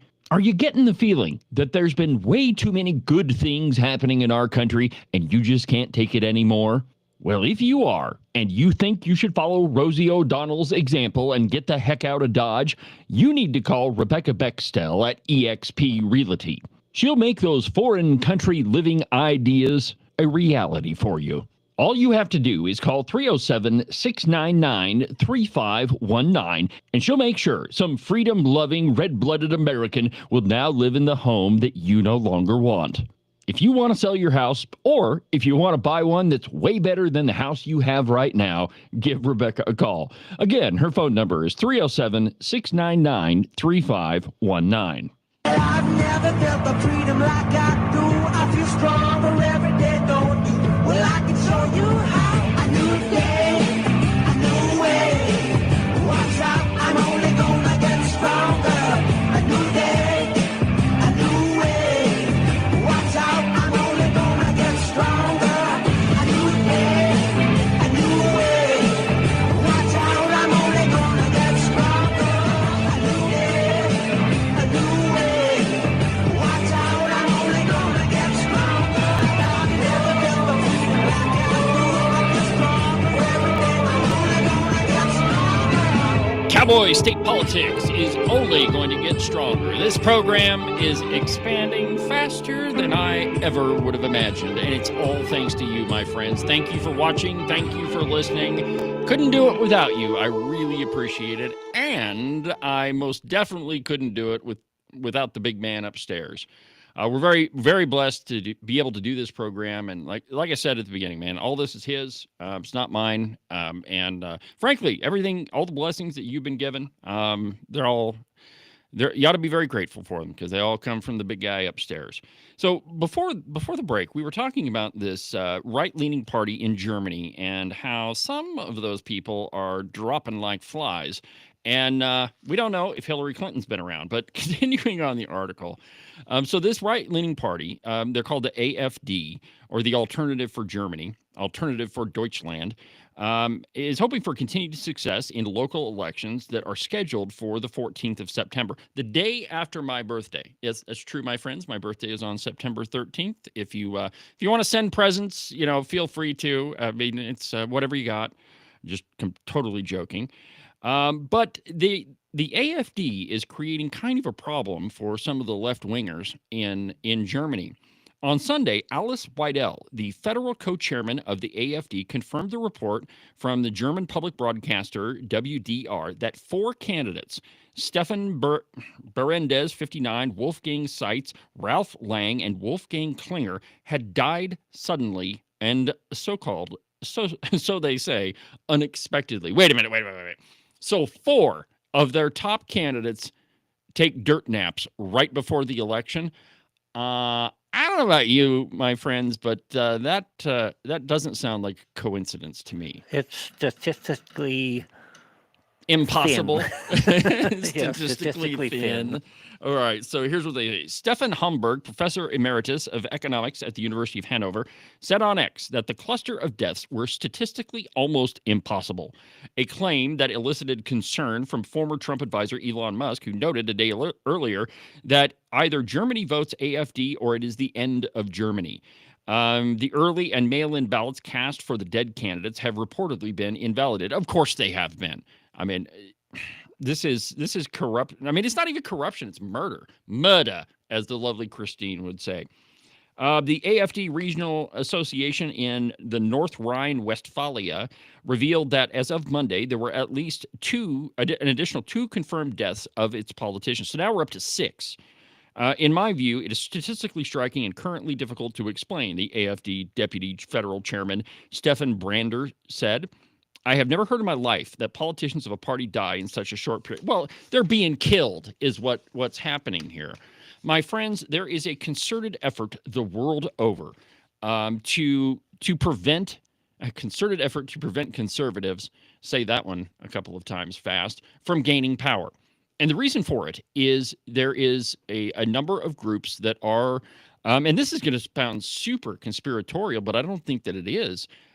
There's the World Economic Forum, there's the United Nations, and there are the liberals in this country, that they have a vested interest in their liberal agenda. And it's most of it all boils down to money and power. And when you threaten that establishment, I mean, definitely in Germany, it's pretty obvious what's going to happen to you. And it's fortunately in the United States, you have a right to defend yourself, and in most places you can carry a gun. Well, if you read the Constitution, you can carry a gun anywhere you want. The point is, my friends, that the game's afoot in other places in the world. Now, I came upon a piece this morning that, well, this one might be a tad controversial, maybe. But there's a piece on The Blaze, and it's entitled How Gay Marriage Made Today's Gender Madness Possible, and it's written by Daniel Horowitz.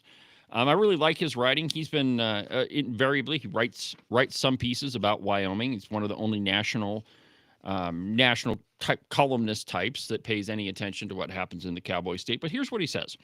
The Supreme Court's redefinition of marriage in Obergefell, I always have trouble pronouncing that case, 10 years ago, blurred man and woman, mother and father. Undoing that mistake is essential to defeating the transgender cult.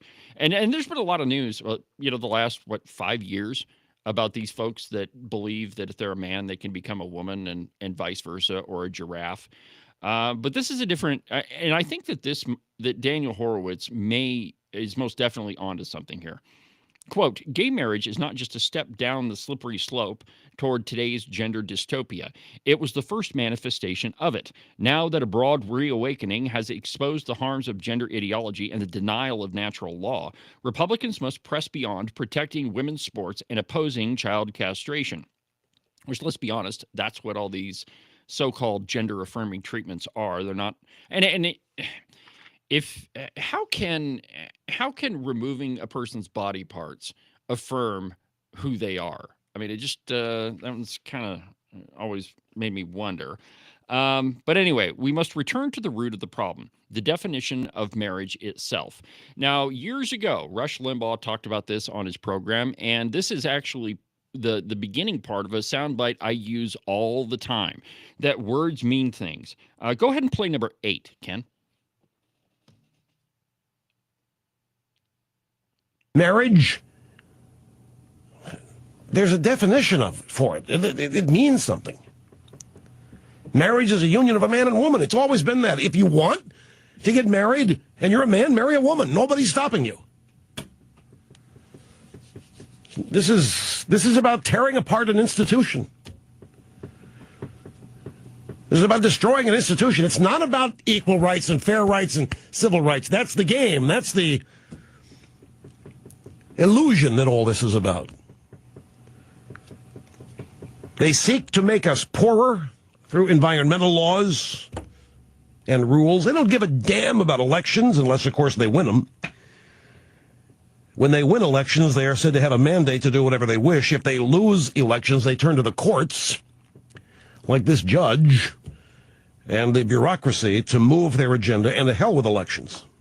That's where we are. It is not about gay marriage. Marriage is not being denied anybody.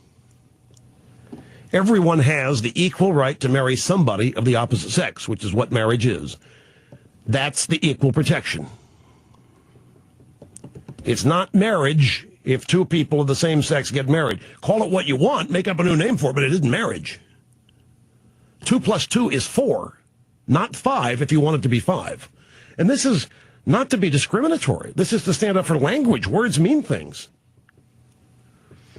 A microphone's a microphone. It's not a mouth.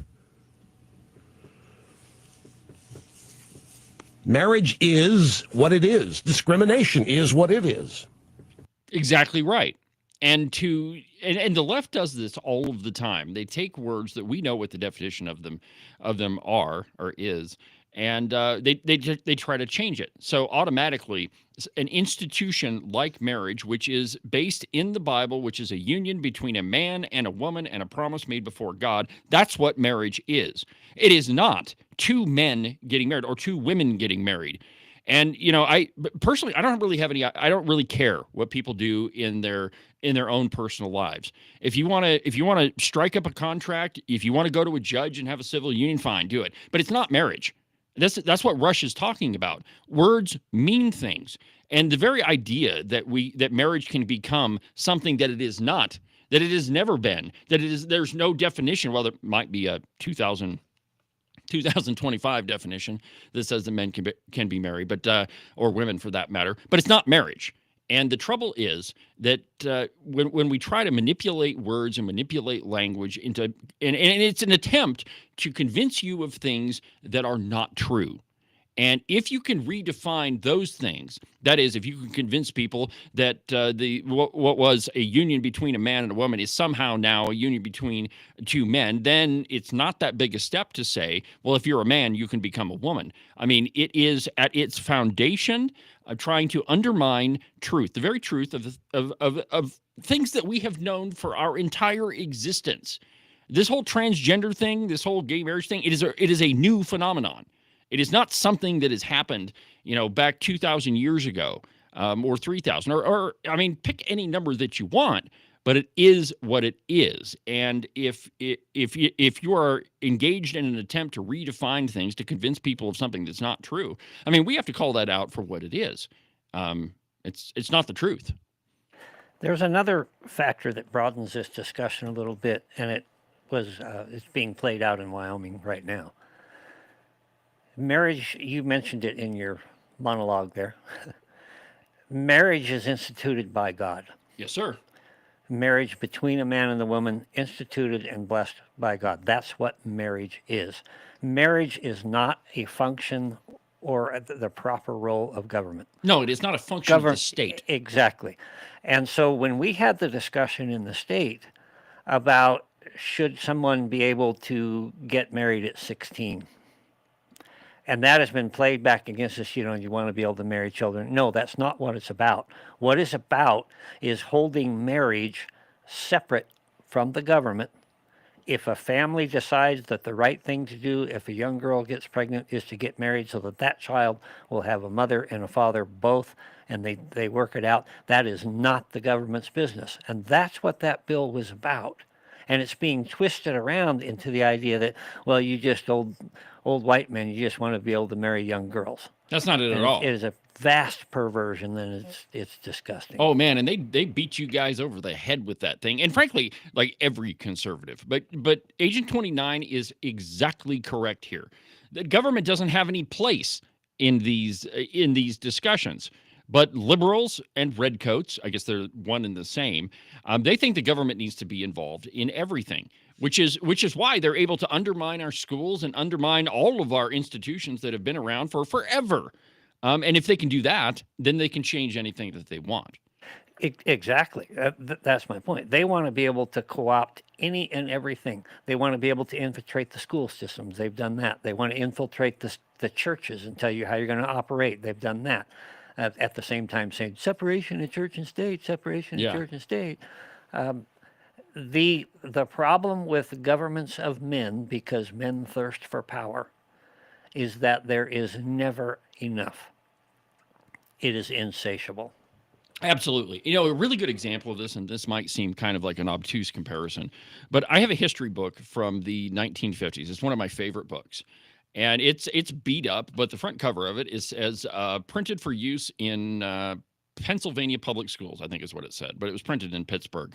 And if you leaf through this history book, you will find the Lord's Prayer in 7 different languages. It is the coolest thing. It's like one of the there are pictures throughout this book, but this one page I'm going to use the word gilded, but I don't mean that in the historical sense. But, the page is decorated, and it's actually a pretty nice page. Now, if you were to take that history book and use it in a history class in 2025, you would definitely be told you couldn't use it. You may be thrown out of the building, and you may be fired. For just using that one book, which is a history book from an American public school.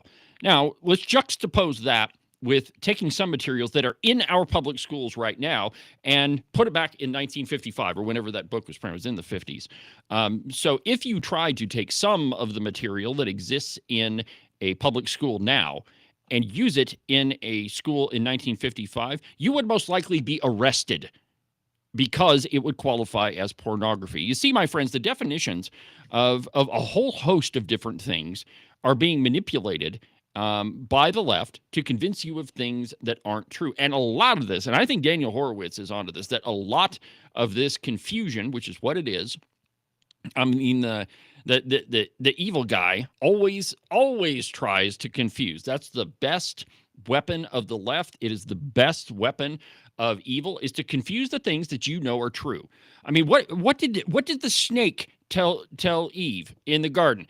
Did God really say that? 27 fact checkers have proven that to be false. I mean, how often have we seen that? Every single person that I know has seen one of those notices on Facebook. And I'm not saying the two were the same. I'm saying it is the same attempt. It is the same motivation to try to confuse the words that we all know are what they mean and what they're intended to mean. But if you can change those, well, then you can change anything you want. And you just mentioned motivation, and that's key. Satan's motivation was to confuse and cloud the issue. Did he really say that? Yeah. And you say oftentimes, and you're absolutely right, question everything. Everything. Yeah. But the motivation is the thing. You're seeking truth. If you want to know truth, then you question everything and you seek that and you try it out. What we're seeing is the other side of that, which is trying to confuse the issue and take away our language. 1984, George Orwell was exactly right. Yeah, the Ministry of Truth. Well, back to Horowitz's piece. Quote, to restore truth, Republicans must confront Oberfeld and undo the lie that 2 men or 2 women can ever stand in for a husband and wife. Now, again, I don't really care what you do in your own house. Behind closed doors, as long as you're not harming children, you can perpetrate your life, prosecute your life, however you want. If you want to go before a judge and strike a contract, go for it, but don't call it marriage. I'm not saying that people can't do what they want in their own lives. It's the harms principle. Your rights end where mine begin. Don't push your liberal ideology down my throat and try to convince me of things that aren't true.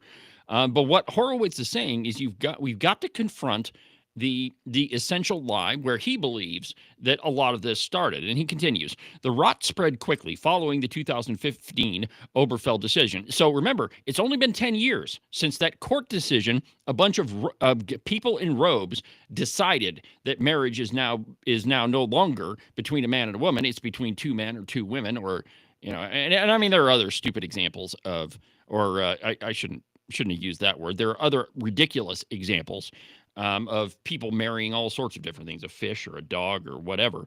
But right after that 2015 decision, courts and legislatures treated same-sex households as identical to mother and father families, and they're not, and they can't be, even in adoption. Thousands of children were placed into homes where the distinction between mother and father was obliterated. In 2017, the Supreme Court forced states to falsify birth certificates, treating lesbian partners as if one were a biological father.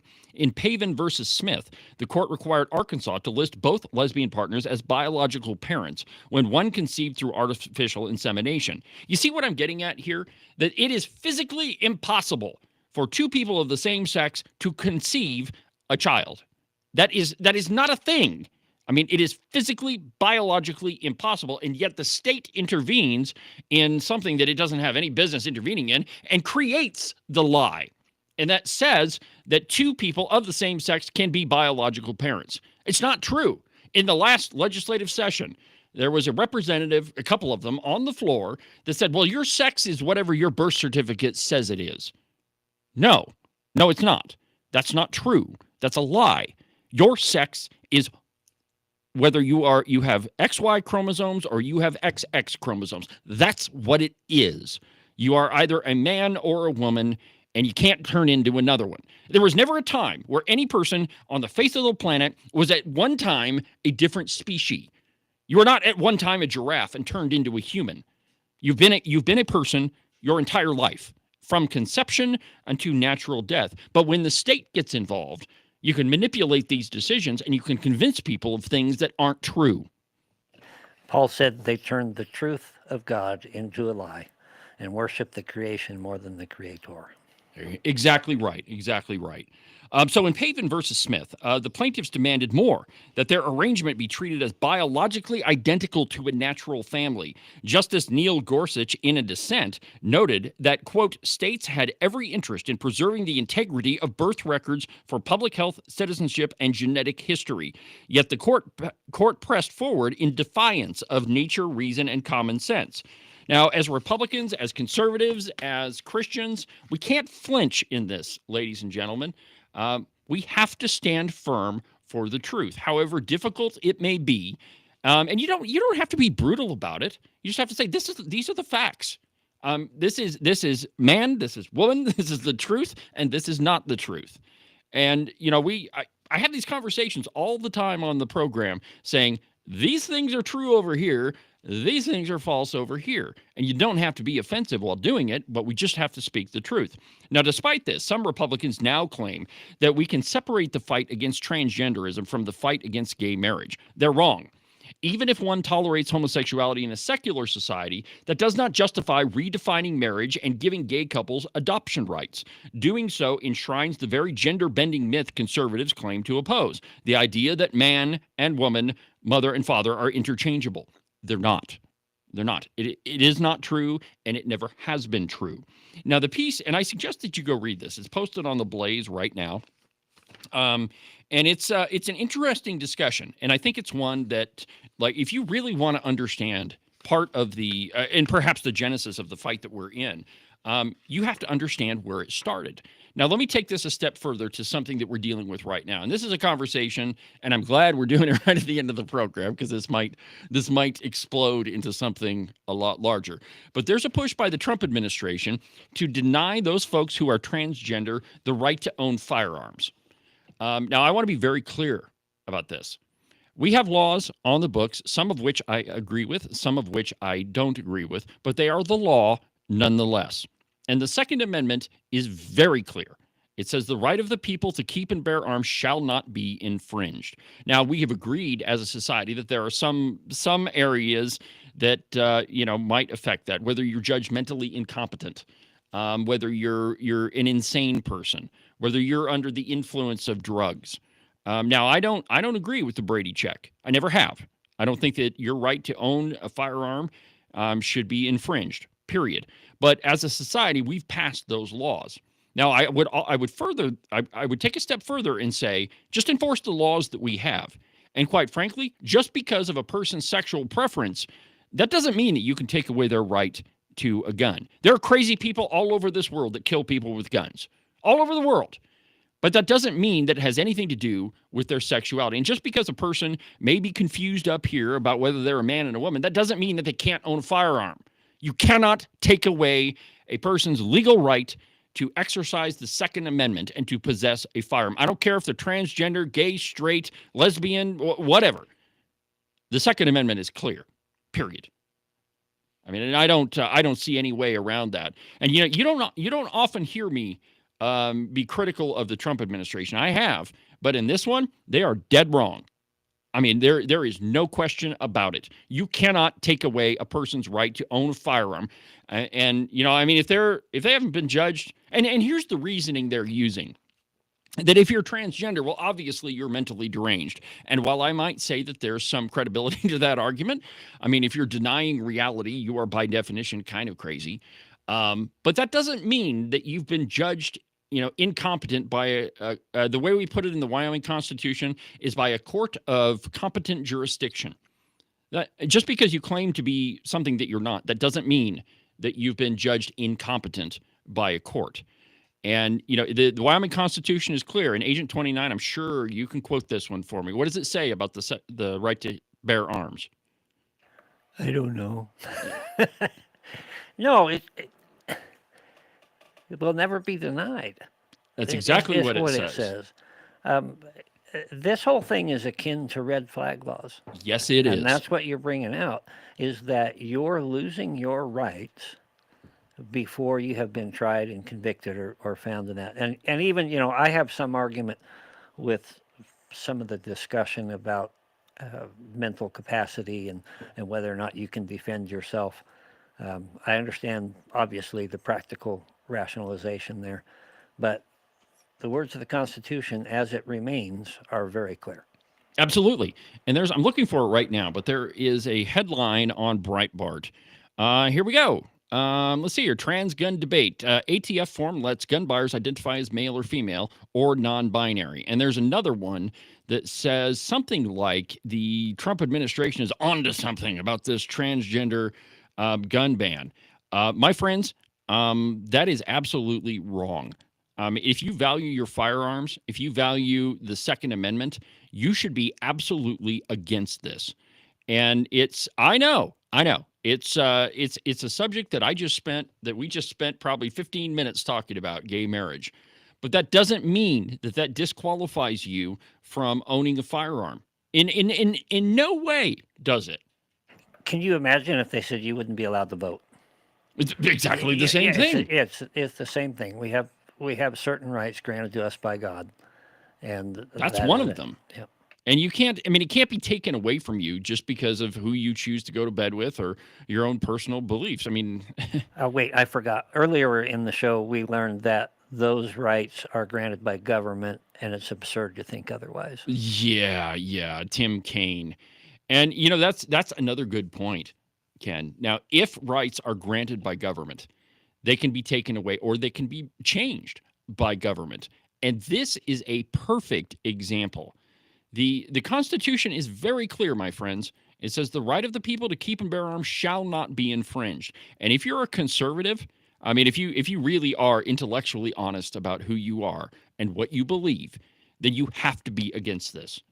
And, if said person goes before a court and they're judged incompetent according to the Wyoming Constitution, okay, fine. But that's not what we're talking about here. We're talking about disqualifying people from the ownership of firearms simply by their own personal choices or their own mistaken or deranged beliefs. And it's and nothing infuriates me more than for folks to be so blindly supportive of and the administration's policy that they don't question it. You know, Thomas Jefferson, and you alluded to this before, Agent 29, that Thomas Jefferson said, question with boldness, even the very existence of God. And that's the only way that you're going to find the truth. Question everything, including everything that I just said, everything that I say, even question me. Find out for yourself what is true. And on this particular topic, when you research it, what you're going to find out is the Constitution says what it says, and it doesn't say what it doesn't say.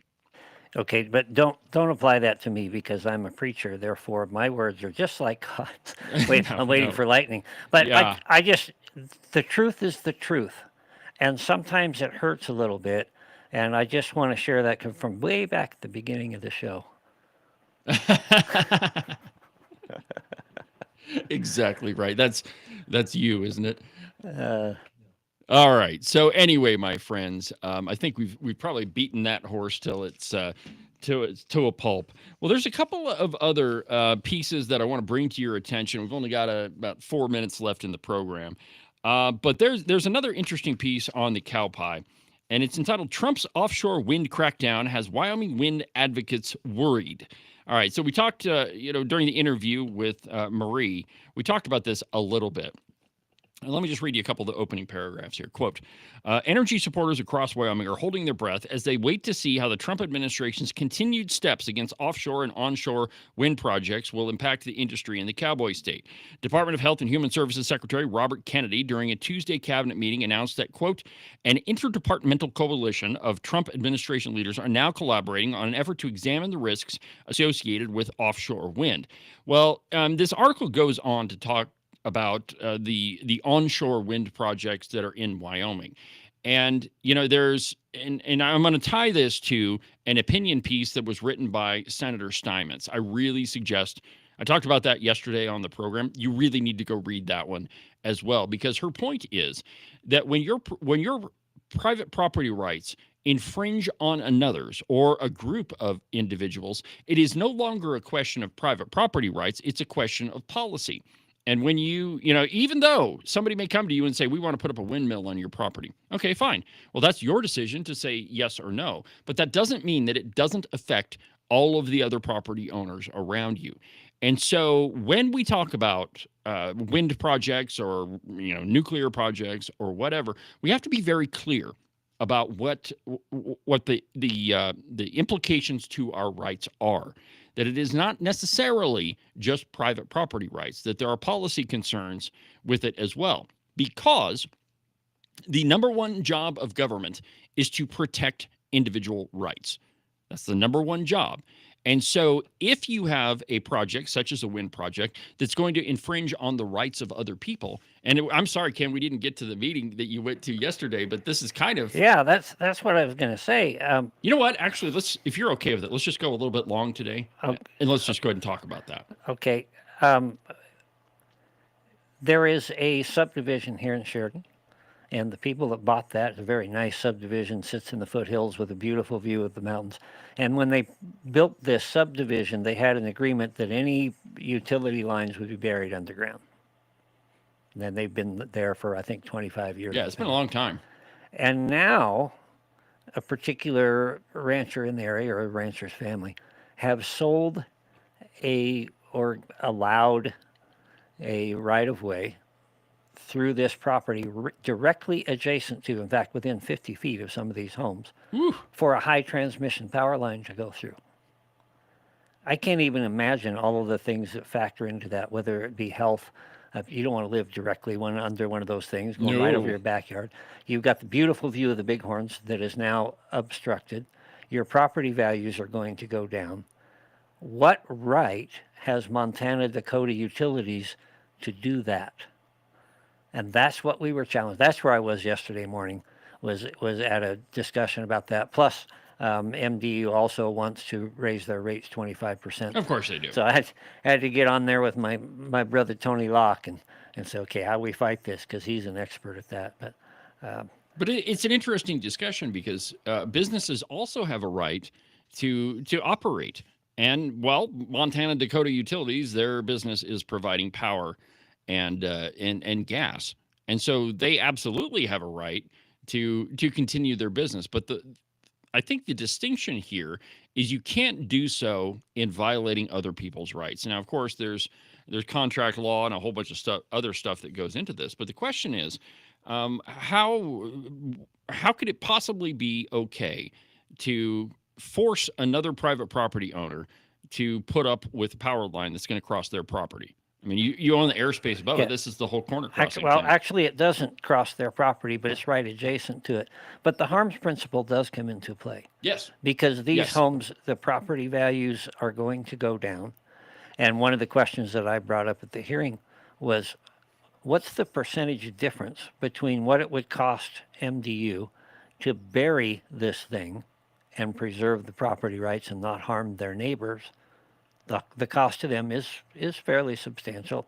It might go from a $3 million project to a $30 million project. But what percentage of that multi-billion-dollar company is that to their net wealth compared to someone who has spent all their life owning this few acres, maybe an acre and a half, got a nice house, got a nice view, all those things are worth a lot. What percentage of is their property being devalued? How is that the same? And it's a really difficult thing because the rancher also has that's his property right adjacent to it, has the right to send or to sell that right of way. That's part of his right.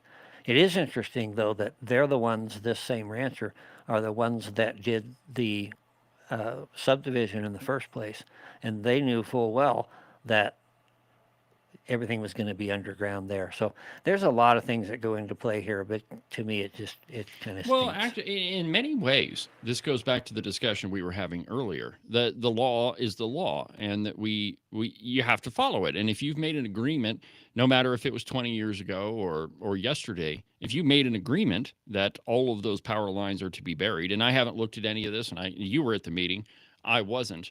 But I think I would argue that agreement has to be honored. Well, it isn't. It isn't because this is an adjacent property to where the agreement is. So there's no agreement on the adjacent property. I see. So the problem is it's right next to their property line. Now, maybe they could put it on the other side of the property line, which is a great big field, and it would be much less obtrusive. You wouldn't have the effects of the EMF, which some people are very sensitive to and have issues with. So there's a lot going on there. And there's also an issue that I don't want to get into all the details, but there's a lot of issue on jurisdiction. The county commissioner will say, well, we have no say here. And the state will say, well, we have no say here. And it gets kind of murky. Well, and it is not an uncomplicated situation. I mean, like there's contract law, there's private property concerns. I mean, there's a whole bunch there. I mean, and there's even plain old common sense, if you ask me. I mean, I don't want to live under... I don't want to live under a big giant power line. I don't want to live next to an interstate, but I do. And you can hear the big trucks going by. But it was there before your house. Absolutely. Yeah. So you knew when you bought that house, the interstate is there. So there's a difference there too. Yeah, absolutely. And the point I'm getting at is that there's a lot of other concerns with this, and it's not, like I said, it's not uncomplicated. And I think that this is going to be a discussion that, it's not going to be handled quickly, I don't think. And again, there's rights concerns all the way around. Well, we'll cover this in more detail probably in the coming days. On Tuesday, I think Agent 29 will be off gallivanting around again, so we'll be back in the original Cowboy State Politics studio. But we've got a good interview that we're going to do on Monday. Of course, we're going to record it Monday. It's with the CEO of the Wyoming Business Council. I'm really looking forward to this one. There's a lot of explaining to do, if you ask me. But I think, too, that there's some arguments to be made on the other side. But we're going to hash all those out on Monday with Josh Durrell. And I think he's bringing somebody else with him. So we'll talk to them on Monday, and I'll probably play that interview. I think when are you going to be back, Agent 29? Wednesday? Thursday? Next year? Well, it depends on what you've got planned. No, the plan, let's see, Tuesday, Wednesday. My plan is to come back Wednesday night, so I should be available for Thursday. Okay, so maybe we'll keep that interview in the can, and we'll play it on Thursday when Agent 29 is back from his whatever it is that he does when he's not here. Well, my friends, we burned up more than another busy broadcast, 2 hours on the program. We'll be back next Tuesday from the original studio. I'm David Iverson, and this is Cowboy State Politics. Have a good weekend, my friends.